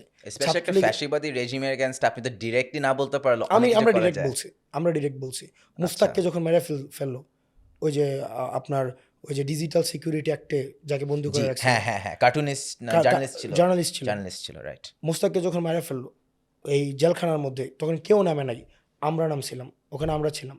আক্তার ভাইকে যখন জেলে নিয়ে গেল হচ্ছে মোদি বিরোধী আন্দোলনে, কেউ তখন কথা বলে নাই, আমরা তখন কথা বলছিলাম। আমার স্টিল এখানেই আছে। গ্যাস্ট্রম গণরুমের বিরুদ্ধে আমরা সব সময় কথা বলছি। আমি যখন এলাকায় যাইতাম, আমার বন্ধুদের সাথে, আমার অনেক ছাত্রলীগের বন্ধু ছিল এলাকাতে, তাদের সাথে আমার মানে অলমোস্ট ফাইট হইতো। আমি এলাকায় বলতাম ছাত্রলীগের সাথে বোন বিয়ে দেওয়া না জায়েজ, আমি বলতাম এলাকাতে। তো এখানে হচ্ছে পুরা ইউনিভার্সিটিতে এবং ছাত্র দলের যারা আছে, আমাদের সমসাময়িক ছাত্র দলের যারা আছে, তারাও জানে ক্যাম্পাসে আমরা অলওয়েজ ভোকাল ছিলাম ছাত্রলীগের এগেনস্টে। ইয়াস, এটা ট্রু, আমি কোনো পার্টিজান পলিটিক্স করি নাই। এই তবে এটার আনন্দ আছে, আপনি দিন শেষে যখন ঘুমাইতে আসবেন তখন মনে হয় যে আপনি দাসখত দেন নাই, আপনি দাসখত না দেওয়ার একটা অন্য ধরনের আনন্দ আছে। একদিন মানুষ ঠিকই বুঝবে। এটা আওয়ামী লীগের যেমন 1971 সাল is framed in the ideology, এনসিপির আইডিওলজি হচ্ছে জুলাই মুভমেন্ট। আপনার একটা ভয় কাজ আইডিওলজি করে না? জুলাই মুভমেন্ট বলতে হচ্ছে আমরা জুলাই থেকে উঠে আসছি, হ্যাঁ, জুলাই থেকে উঠে আসেন। সো এনসিপির আইডিওলজি যে জুলাই থেকে citizen আপনারা right-এ বিশ্বাস করি। উঠে আসছেন, Yes, মানলাম। জুলাইকে ধারণ করে। একটা ভয় কাজ করে না যে 10-15 বছর পর মানুষজন জুলাই মুভমেন্টকে যথেষ্ট দাম দিবে না, তখন এনসিপির আইডিওলজি কি ধরে তুলবে? আমি একটু আগে আপনাকে একটা কথা বলছিলাম, আমি এনসিপি করি, জামাত করি, বিএনপি করি, what ever politics I do, বর্তমানে বা পরবর্তী প্রজন্মে only ideology people will likely to subscribe is honesty and authenticity. এর বাইরে প্রত্যেকটা আইডিওলজি কামস উইথ ডিসএগ্রিমেন্ট। 71 বলেন, 24 বলেন, আপনার মার্কসিজম বলেন, তারপর হচ্ছে আপনি ডেমোক্রেসি বলেন, যা আইডিওলজি আছে পৃথিবীতে, যা এক্সিস্ট করে, প্রত্যেকটার কিন্তু ডিসএগ্রিমেন্ট আছে। কিন্তু অনেস্টি, অথেন্টিসিটি, এই দুইটা নিয়ে কিন্তু মানুষের কোনো ডিসএগ্রিমেন্ট নেই। আপনি যে পলিটিক্সটাই করেন, এটাই হচ্ছে আপনি খাস দিলে আপনি করেন, এটাই সততার সাথে করেন, then people will follow you, simple. আপনি জুলাই বলেন, 71 বলেন, করলেন, কিন্তু আপনার মধ্যে অনেস্টি নাই, আপনার মধ্যে নিয়ত সহি না আপনার, আপনি রিলেভেন্ট হয়ে যাবেন, যেমন আওয়ামী লীগ হয়েছে। আপনি 24 নিয়ে রাজনীতি করেন কিন্তু আপনার মধ্যে অনেস্টি নাই, আপনার পিপলের প্রতি কমিটমেন্ট নাই, আপনি রিলেভেন্ট হয়ে যাবেন, সিম্পল। প্রথমবারের মতো আপনি নির্বাচন করতেছেন এবং ক্যাম্পেইনিং করতেছেন। হাসনাত আবদুল্লাহর একটা টিপিক্যাল ডে অফ ক্যাম্পেইনিং কেমন দেখতে? আমি এখন বাজে কয়টা আপনি একটু বলতে পারবেন? এখন কয়টা বাজে? এখন বাজে হচ্ছে মাঝরাত 3টা। 3টা, এখন 3টা বাজে। আমি কুমিল্লা রওনা দেব একটু পরে। আমার ফজর থেকে আমার ক্যাম্পেইন শুরু হয়। ফজর নামাজ আমি একটা ইউনিয়নের মসজিদে পড়বো।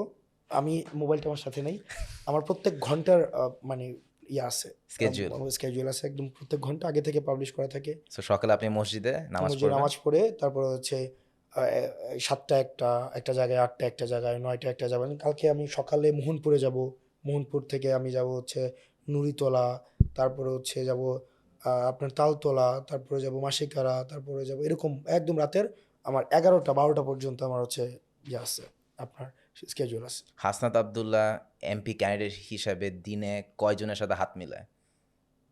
এক হিসাব হাজার? করি নাই, 1000? আইডিয়া নাই। তবে আমাকে একজন বলছিল আমি যখন এই নির্বাচন করব যে এমপি হইতে চাইলে মিনিমাম 2 লাখ মানুষের সাথে হ্যান্ডশেক করতে হবে। আমি জানি না কত হবে, 1000 হইতে পারে মনে হয়, অনেকের সাথে এটা হাত মিলানো হয়। রাইট। তবে আমি ফিল করি যে মানুষের সাথে আসলে কথা বলাটা, বাংলাদেশের মানুষ আসলে বলতে চায়, মানে সমস্যার সমাধানের থেকে সে গুরুত্ব দিচ্ছে তার কথাটা, তার সমস্যাটা শুনছে কিনা। মানে তার সমস্যাটা আপনি শুনেছেন, তার অর্ধেক সমস্যার সমাধান শেষ, এরপরে হচ্ছে তার সমস্যাটার সমাধান করে দেওয়া। মানুষ বলতে পারলেই বাংলাদেশের মানুষ যথেষ্ট পরিমাণ আপনাকে অ্যাকসেপ্ট করে নেবে। এখন আমাদের সমস্যাটা হচ্ছে আমাদের নেতারা আমাদের দেশের সমস্যা শুনে না। আমি এই কারণে আমার একটাই তারা যে বিজনেসম্যানদের কথা ভাবে। সেটা হইতে পারে। তো আমি আমার পুরা নির্বাচনে আমার পলিসি আমি নিছি, আমি অনেক বড় সমাবেশ করব না। কারণ অনেক বড় সমাবেশের বক্তব্য আমি ইউটিউবে দিয়ে বা একটা লাইভে এসে করে দিলেই তো হয়। আমি পুরা ক্যাম্পেইনে এখনো পর্যন্ত আমি 218টা, মানে আজকে পর্যন্ত আমি 218টা ছোট পরিসরের আমি হচ্ছে করছি, ওই যে উঠান বৈঠক করছি। কয়জন থাকে এক একটা? এভারেজে কোনোটাতে তো 50 জন, কোনোটাতে 300 জন, আচ্ছা। কোনোটাতে আবার 500 থাকে, কোনোটাতে আবার 22-25 জন থাকে। স্ট্রাকচার ঠিক আছে, আপনি প্রশ্ন নেন, আমি প্রশ্ন নেই, ওরা কথা বলে, আমি কথা বলি, ওরা কথা বলে। তো আমার কথা হচ্ছে এই যে এনগেজমেন্টটা আমার জন্য গুরুত্বপূর্ণ ছিল, ইন্টারেক্টিভ সেশন যেন হয়। আমি যেহেতু পড়াইতাম, তো আমার কাছে মনে হয়েছে যদি আমি ওই সোলো কথা বলাটা আমার কাছে একটু ডিফিকাল্ট So, মনে তারা হয়। যখন সমস্যাগুলো শেয়ার করে, আপনি যখন এমপি হইতে যাচ্ছেন, আপনার কি মানে আপনি সেই সমস্যাগুলোর সমাধান দিতে পারবেন বা আপনার সেই লেভেলের ক্ষমতা থাকবে? আচ্ছা, এইখানে একটা মানে কি ধরেন 10 জন ভোটার আপনাকে 10টা সমস্যা বললো, এই 10টা সমস্যার মধ্যে আপনার কি মনে হয় কয়টা সমস্যা আপনি সমাধান আচ্ছা, দিতে এইখানে একটা পারবেন? গুরুত্বপূর্ণ বিষয় আছে। আমাদের দেশের এমপিদের যেই কাজ আর মানুষ যে কারণে ভোট দেয়, দুইটার মধ্যে কিন্তু পার্থক্য আছে। ইন্টারেস্টিং। যেমন আমাদের দেশের এমপিরা হচ্ছে পলিসি মেক করবে, তারা আইন প্রণেতা, আইন বানাবে। ওকে, আমার আসনের 4 লাখ ভোটারের 4 জন ভোটও আমাকে এই কারণে দিচ্ছে না যে আমি সংসদে গিয়ে আইন বানাবো। তারা আমাকে এই কারণে ভোট দেবে যে আমি রাস্তা বানাবো, আমি কালভার্ট বানাবো, আমি চাকরির ব্যবস্থা করব, আমি হচ্ছে কেউ হচ্ছে একটা ফাইন্যান্সিয়াল ক্রাইসিসে পড়লে আমি একটু সাপোর্ট করব। এটা হচ্ছে আমাদের পলিটিক্যাল কাস্টমটা, এটা ছিল, এটা ওভারনাইট চেঞ্জ হবে না। অর্থাৎ এমপিকে তারা এমপি হিসাবে দেখে না, তারা একটা লবিস্ট হিসাবে দেখে। মানে আমাদের প্রত্যেকটা 300 জন এমপি আপনি যান, ওই যদি গিয়ে বলে আমি আপনার জন্য ভালো একটা আইন বানাবো, আমার কাজ হচ্ছে আইন বানানো, কেউ ভোট দিবে না। এখন আমার যেই জনগোষ্ঠী আছে, আমার যেই সাপোর্টার বেজ আছে, সবাই আমাকে এই কারণে ভোট দিচ্ছে। যেমন আমি একটা ইন্টারেস্টিং কথা বলি যে ওইখানে আমাকে একজন বিএনপির সাপোর্টার এসে বলতেছে যে আমি কিন্তু আপনার ভোট দিব। তাই আমি বলতেছি কেন আপনি আমার ভোট দিবেন কেন? বলতেছে আপনি খালেদা জিয়ার জানাজায় প্রথম কাতারে ছিলেন। ওয়াও। মানে ওর কাছে এটা খুবই ম্যাটার করে যে আমার কাছে একটা এসপি আছে কিনা, আমার একটা ফোন দিলে এসপি ফোনটা ধরতেছে কিনা, একটা সচিব আমার ফোনে রেসপন্স করতেছে কিনা, ওসিরা আমি ফোন দিয়ে বলতে পারতেছে কিনা যে ভাই সিএনজিটা ধরে নিয়ে গেছেন, উনি কয় টাকা ইনকাম করে ওনাটা ছেড়ে দেন। এই যে আপনার যদি এই ক্যাপাসিটিটা থাকে, এই কানেক্টিভিটিটা থাকে, মানুষ আপনাকে ক্যাপাবল বলে মনে করবে। এটা হচ্ছে আমাদের মানে সমাজের মনস্তত্ত্ব আর কি। আমি সেই একটা- জায়গা থেকে মানুষ মনে করে যে আমি প্রবলেম সলভ করতে পারবো। আমি একটা ডিপার প্রশ্ন করি। আমি জানতে চাবো যে অ্যাজ এ এমপি ক্যান্ডিডেট, একজন এমপি ক্যান্ডিডেট হিসেবে আপনি ভোটারদের সাথে কীভাবে ডিপলি কানেক্ট করেন? সবাই বলে ও আমি কথা শুনবো, বাট কথা শোনা ছাড়া একজন এমপি ক্যান্ডিডেট কীভাবে একটা ভোটারের সাথে অনেক ডিপলি কানেক্ট করতে পারে? আপনাদের যদি এপিসোডটা সোফার ভালো লেগে থাকে, অবশ্যই do like, share and subscribe, এবং সাবস্ক্রাইব করলে it helps us grow and bring you even bigger and better guest. And back to the video, what's the secret? আমার এলাকার আসনের যারা আছে তারা আমাকে আসলে কি রসমালাই খাওয়াতে হবে? না, আমার আসনে আমি কাউকে কোনো এই পর্যন্ত ইনসেন্টিভ দিতে হয় না? এই জায়গায় আমি অনেস্ট ছিলাম। আমার আসনে এটা সত্য যে আমি 40 লাখ টাকার বেশি খরচ হবে আমার, এটা মিথ্যা কথা বলবো না। আমি একদম সব জায়গায় এবং সবাই করে এটা, সব হ্যাঁ, ক্যান্ডিডেট করতেছে, কিন্তু কেউ একজনও বলতেছে না। সে কিন্তু ঠিকই দেখবেন ভাউচার দিবে 40 মানে ওইটাই দেখাবে, কিন্তু এটা একটা মিথ্যা কথা, প্রতারণা করা। কিন্তু এটা যে এমপি ক্যান্ডিডেটটা নিজে করতেছে ব্যাপারটা এমন না, আইনের কারণে করতেছে, এটা বাস্তবতা ভাই। আপনি 40 লাখ টাকা আপনার তেল খরচ মিলাইয়া ব্যানার পোস্টার বানায়া আপনার ব্যানার বানাইতে 5 লাখ 3 লাখ 4 লাখ টাকা লাগবে। Wow. তো আপনি 40 লাখ টাকা এটা কেমন? এটা সম্ভবই না। এটা সবাই জানে, এটা যে আইন বানাইছে সেও জানে, যে নির্বাচন করবে সেও জানে, এটা সবাই জানে, কিন্তু এটা নিয়ে কথা বলেন, এটা আলাদা হিসাব। আমার ভোটারদেরকে কোনো আমি ফাইন্যান্সিয়াল কোনো ইনসেন্টিভ দিই না। আমার ভোটারদেরকে আমার প্রেজেন্সটাই তাদের জন্য একটা ইনসেন্টিভ, মানে আমার প্রেজেন্সটা। আমার ভোটাররা তারা আমার সাথে কানেক্ট ফিল করে, তারা ওন ফিল করে। আপনার কমিউনিকেশন ভোটারদের সাথে এনগেজ করার জন্য খুবই গুরুত্বপূর্ণ। আমি আপনার সাথে এখন মান ভাষায় কথা বলছি, প্রমিত বাংলায় কথা বলছি। আমি যখন আমার গ্রামে যাব তখন তার সাথে আমার কমিউনিকেশনের যে মেথডটা হবে সেটা হচ্ছে তার ভাষায়। সে ফিল করবে আমি তাদের মধ্যে একজন, আমি উপর থেকে আরোপিত কেউ না। সে ফিল করে আমি তাদের একজন। দ্বিতীয়ত, সে এতদিন পর্যন্ত যেটা দেখেছে নেতারা মানে এখানে আমি দুইটা যদি লেয়ার ধরি, ফার্স্ট লেয়ারে হচ্ছে পিৎজার মতো, ফার্স্ট লেয়ারে হচ্ছে আপনার যেটা হচ্ছে আপনার টপিংটা হচ্ছে উপরে এসে পড়ে, আর যে বানটা এটার সাথে আপনার হচ্ছে দেখা যায় যে দুইটা সারফেস আছে, তাই না? আমি হচ্ছে তাদের মধ্য থেকে উঠে আসছি, আমি উপর থেকে এসে তাদের উপরে চাইপা বসে নাই।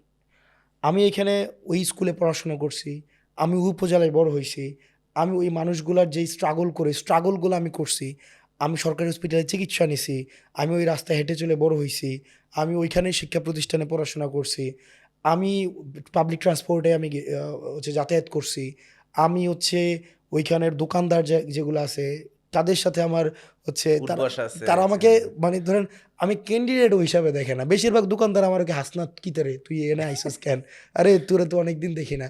ওখানের চুল কাটে যে আমি জীবনে 3 জায়গায় মাত্র চুল কাটছি, মানে আমার এই 27 বছর বয়সে।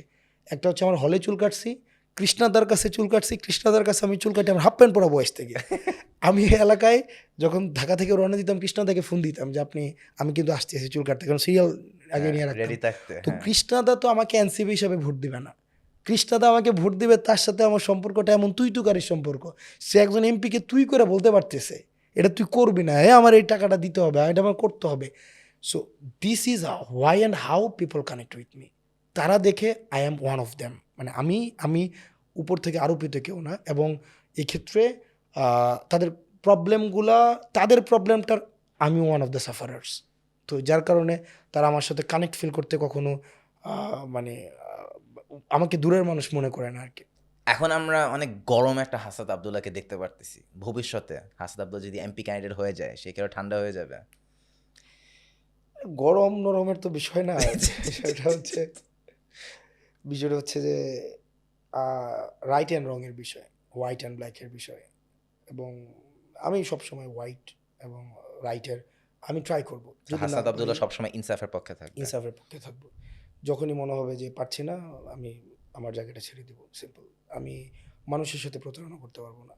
আমার কমিটমেন্ট পিপলের কাছে, আমার কমিটমেন্ট কোনো ব্যবসায়ীর কাছে না, কোনো মিডিয়ার কাছে না। পিপল আমাকে কন্ট্রিবিউট করে আমাকে বানাইতেছে, পিপল আমাকে ইনভেস্ট করতেছে, এই রিটার্নটা পিপল এক্সপেক্ট করে। সো যখন মনে হবে যে না আমি আমার এই জায়গা থেকে সরে আসছি, আমি মানুষের সাথে আসলে হিপোক্রেসি করতে পারবো না, দেন আই উইল কুইট। অনেকেই ভাবতেছে যে আমরা তারেক রহমানকে নেক্সট প্রাইম মিনিস্টার হিসেবে দেখতে পাবো। Do you think he would make a good prime minister? এটা খুবই মানে শর্ট টাইম এটাতে কমেন্ট করার জন্য, খুবই শর্ট টাইম। খেলা আসলে অনেক লেভেলে চলে এখন। আপনার কি তারেক রহমানের সাথে কখনো মিট হয়েছে এখনো, বা দেখা হয়েছে তারেক রহমানের সাথে? নো কথা হয়েছে, ডায়ালগ? নো। ওয়াও। বাট ভবিষ্যতে আপনার মনে হয় না যে দেখা হয়েছে। আচ্ছা, দেখা হয়েছে, কোনো কথাবার্তা হয় না তারেক রহমানের সাথে? No. ভবিষ্যতে আপনার কি মনে হয় যে বাংলাদেশি পলিটিক্যাল সিনে এক ধরনের রিসপেক্ট কাজ করবে বিটুইন দ্য পার্টিস, যে এনসিপি বিএনপিকে রিসপেক্ট করতে পারবে এবং BNP can respect NCP as well? Just রিসপেক্টটা কি because আসতেছে? we have disagreement on certain principles, it does not mean that আমাদের মধ্যে রেসপেক্ট নাই। এখানে আসলে আজকের এই পরিস্থিতিতে আসার পিছনে বিএনপি, জামাত বা আমাদের এই ফেসিবাদ বিরোধী রাজনৈতিক দলের দীর্ঘদিনের হচ্ছে স্যাক্রিফাইস আছে, তাদের অনেক নেতাকর্মীদের সবারই স্যাক্রিফাইস আছে, জামাত শিবির থেকে sacrifice শুরু আছে, করে yes. ছাত্রদল, এভরিওয়ান। স্যাক্রিফাইস আছে। তো পলিটিক্সে আমাদের মধ্যে আমরা চাই না আসলে আর মানে মুখ দেখা দেখি বন্ধ হয়ে যাবে, ডিসকাশনের পথটা বন্ধ হয়ে যাবে, এই পরিস্থিতি যেন না তৈরি হয়। আবার তো যে ফ্যাসিবাদী রেজিমের মতো হবে না, যেখানে আমরা এলিমিনেশন অফ পলিটিক্যাল অপোনেন্ট, ওইটা তো আর হবে না আশা করা যায়। এটা মানে ধরেন এই যে মানে ডিম মারুক কিন্তু মেরে ফেলার কোনো দরকার নেই। এলিমিনেশনের যে বিষয়টা, এলিমিনেশন আপনার যখন আপনি গণবিরোধী অবস্থান নেবেন, পিপল আপনাকে এলিমিনেট করে দেবে, যেটা আমরা দেখতে পারছি Yes, 17 বছর যেটা আমরা পর। দেখতে পারছি, ইয়েস দেখতে পারছি। কিন্তু আবার যদি আমরা আমাদের এবারের রাজনীতিবিদরা যদি আবার পুরনো আলাপগুলাতে কূটতর্কগুলা যেগুলো আছে, মানে গুপ্ত সুপ্ত শিবির জামাত বিএনপি পক্ষের শক্তি বিপক্ষের শক্তি, এই ধরনের কূটতর্কের মধ্যে যদি আবার হচ্ছে নিজেদেরকে এনগেজ করে আবার পিছিয়ে পড়া, হোয়ারেজ এই সবগুলার সবাই সবার জায়গা থেকে আমি মনে করি যে তাদের কাফফারা দিছে এই জুলাইতে। সবাই এই জুলাইতে এসে তার হচ্ছে তার হিস্যা বুঝে পাইছে। সো আমাদের হচ্ছে আমাদের আগানো উচিত। আমাদের বিশেষ করে লাইবিলিটিটা আমাদের অতীত প্রজন্মের দায়বদ্ধতার লাইবিলিটি আমাদের এই প্রজন্মকে আসলে দেওয়া উচিত না। আমাদের এই কুতর্কগুলোকে ইনভলভ করে আমরা এগুলোর আউটকাম আসলে নাই। আমাদের এখানে যারা রাজনীতি করতে আসবে প্রত্যেককেই ঐতিহাসিক আমাদের যেই রক্তাক্ত যেই আমাদের অধ্যায় সেটাকে স্বীকার করে রাজনীতি করতে হবে। ৪৭কে স্বীকার করতে হবে, ৭১কে স্বীকার করতে হবে, ২৪কে স্বীকার করতে হবে। একটাকে একটার হচ্ছে মানে আপনার পরিপূরক ভাবার কোনো সুযোগ নেই। একটাকে একটার আপনার বিকল্প ভাবার কোনো সুযোগ নাই। একটার সাবসিকুয়েন্ট হচ্ছে একটা। আপনার ৪৭, ৭১, আপনার ২৪ প্রত্যেকটার স্বকীয় অবস্থান রয়েছে। এখন এটাকে সাংঘর্ষিক ভূমিকায় দাঁড় করিয়ে এটাও আবার একটা বিভাজনের রাজনীতি। আমি আমার জায়গা থেকে এই বিভাজনের রাজনীতিকে আর এন্টারটেইন করার কোনো পক্ষেই না। আমি চাই অতীতের যেই আমাদের অতীত প্রজন্মের বিভিন্ন ঐতিহাসিক বিভিন্ন প্রান্তে যেই দায় রয়েছে সেই কুটতর্কে আমাদের মানে কুটতর্কগুলো ওই ইতিহাসের দায় দিয়ে আমাদের আসলে আগানো উচিত। সিম্পল। দারুণ। হাসনাত ভাই, আমি জানি আপনার কুমিল্লা যাওয়ার সময় হয়ে গেছে, সো শেষ প্রশ্ন হলো যে do you think podcast can challenge mainstream media? Already challenging mainstream media already. এবং মেইন স্ট্রিম মিডিয়া, আমি এটাকে মেইন স্ট্রিম মিডিয়া বলতে রাজি না। এরা হচ্ছে পার্টিকুলার এজেন্ডা, মানে mainstream media with particular agenda by business conglomerates. আমার কি কোনো এজেন্ডা আছে মনে হয়? এজেন্ডা যদি মনে হয় তাহলে আমরা তো তখন এগুলা নিয়ে কথা বলবো।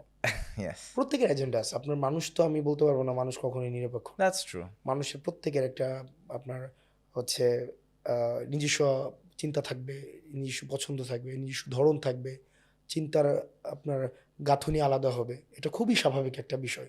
কিন্তু সেটাকে যখন চাপিয়ে দেওয়ার যে প্রবণতাটা থাকবে, আপনার সত্যের উপরে চাপিয়ে দিয়ে সত্যকে ডিস্টর্ট করার যখন, বিকৃত করার যখন একটা প্রবণতা থাকবে কোনো একটা নিজস্ব স্বার্থ হাসিলের জন্য, ওই প্রক্রিয়াটাকে আসলে আমরা সন্দেহ করি, যেটা মেইনস্ট্রিম মিডিয়ার আছে। মেইনস্ট্রিম মিডিয়ার এই এবং আমরা একজন হোস্ট হিসাবে আমি হেরে যাব যেদিন আমি আমার ওপিনিয়ন দিতে ভয় পাবো, বা যেদিন আমি ক্রিটিসিজম নিতে পারবো না, that's when we lose. So আমাকে ক্রিটিসাইজ করেন, ট্রোল করেন, সমস্যা নেই। আমার তো মনে হয় আমি বাংলাদেশের অনেক মানে টপ 10 জন মানুষকে যদি গালাগালি করা হয় এর মধ্যে আমি অন্যতম। আপনি আমার কমেন্ট সেকশনে যেতে পারেন, আমার মেসেঞ্জারে ভালো যেতে তো, উই পারেন। Want criticism. Yes, criticism is very good. Yes, আমাকে মানুষ চাচ্ছে তাই ভাবে বলতে পারে। আমি কোনোদিন কারোর বিরুদ্ধে মামলা করব না মতামতের জন্য। মতামতের মানহানি যে মামলা, ডেফামেশন। এই ডেফিমেশনের মামলা, এই জিনিসগুলো বন্ধ হওয়া উচিত। আপনি আমার বিরুদ্ধে ফিজিক্যাল হার্ম ছাড়া আপনি ভার্বালি আমার বিরুদ্ধে যা ইচ্ছা তা বলতে পারবেন, অ্যাকসেপ্ট লাইভেলাস অ্যান্ড ব্লাসফেমাস।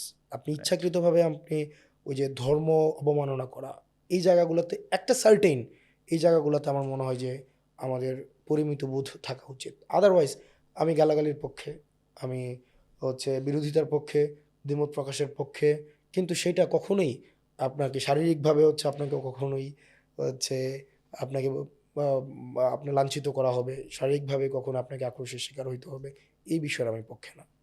নির্বাচনের আগে আপনি যদি ভোটারদেরকে একটা লাইন বলতে পারেন, what would you tell them?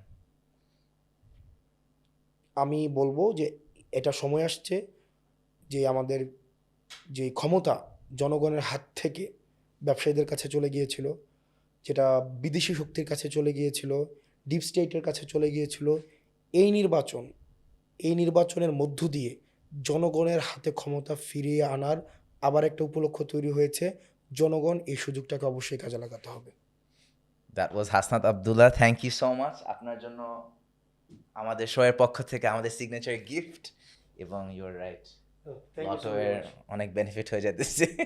Thank you so much Hasnat ভাই। That was another episode of scandalous. অবশ্যই আপনারা এনজয় করে থাকলে লাইক, সাবস্ক্রাইব অ্যান্ড শেয়ার, এবং আরও অনেক এক্সাইটিং এপিসোডস আসতেছে very soon. So see you next time. Stay safe.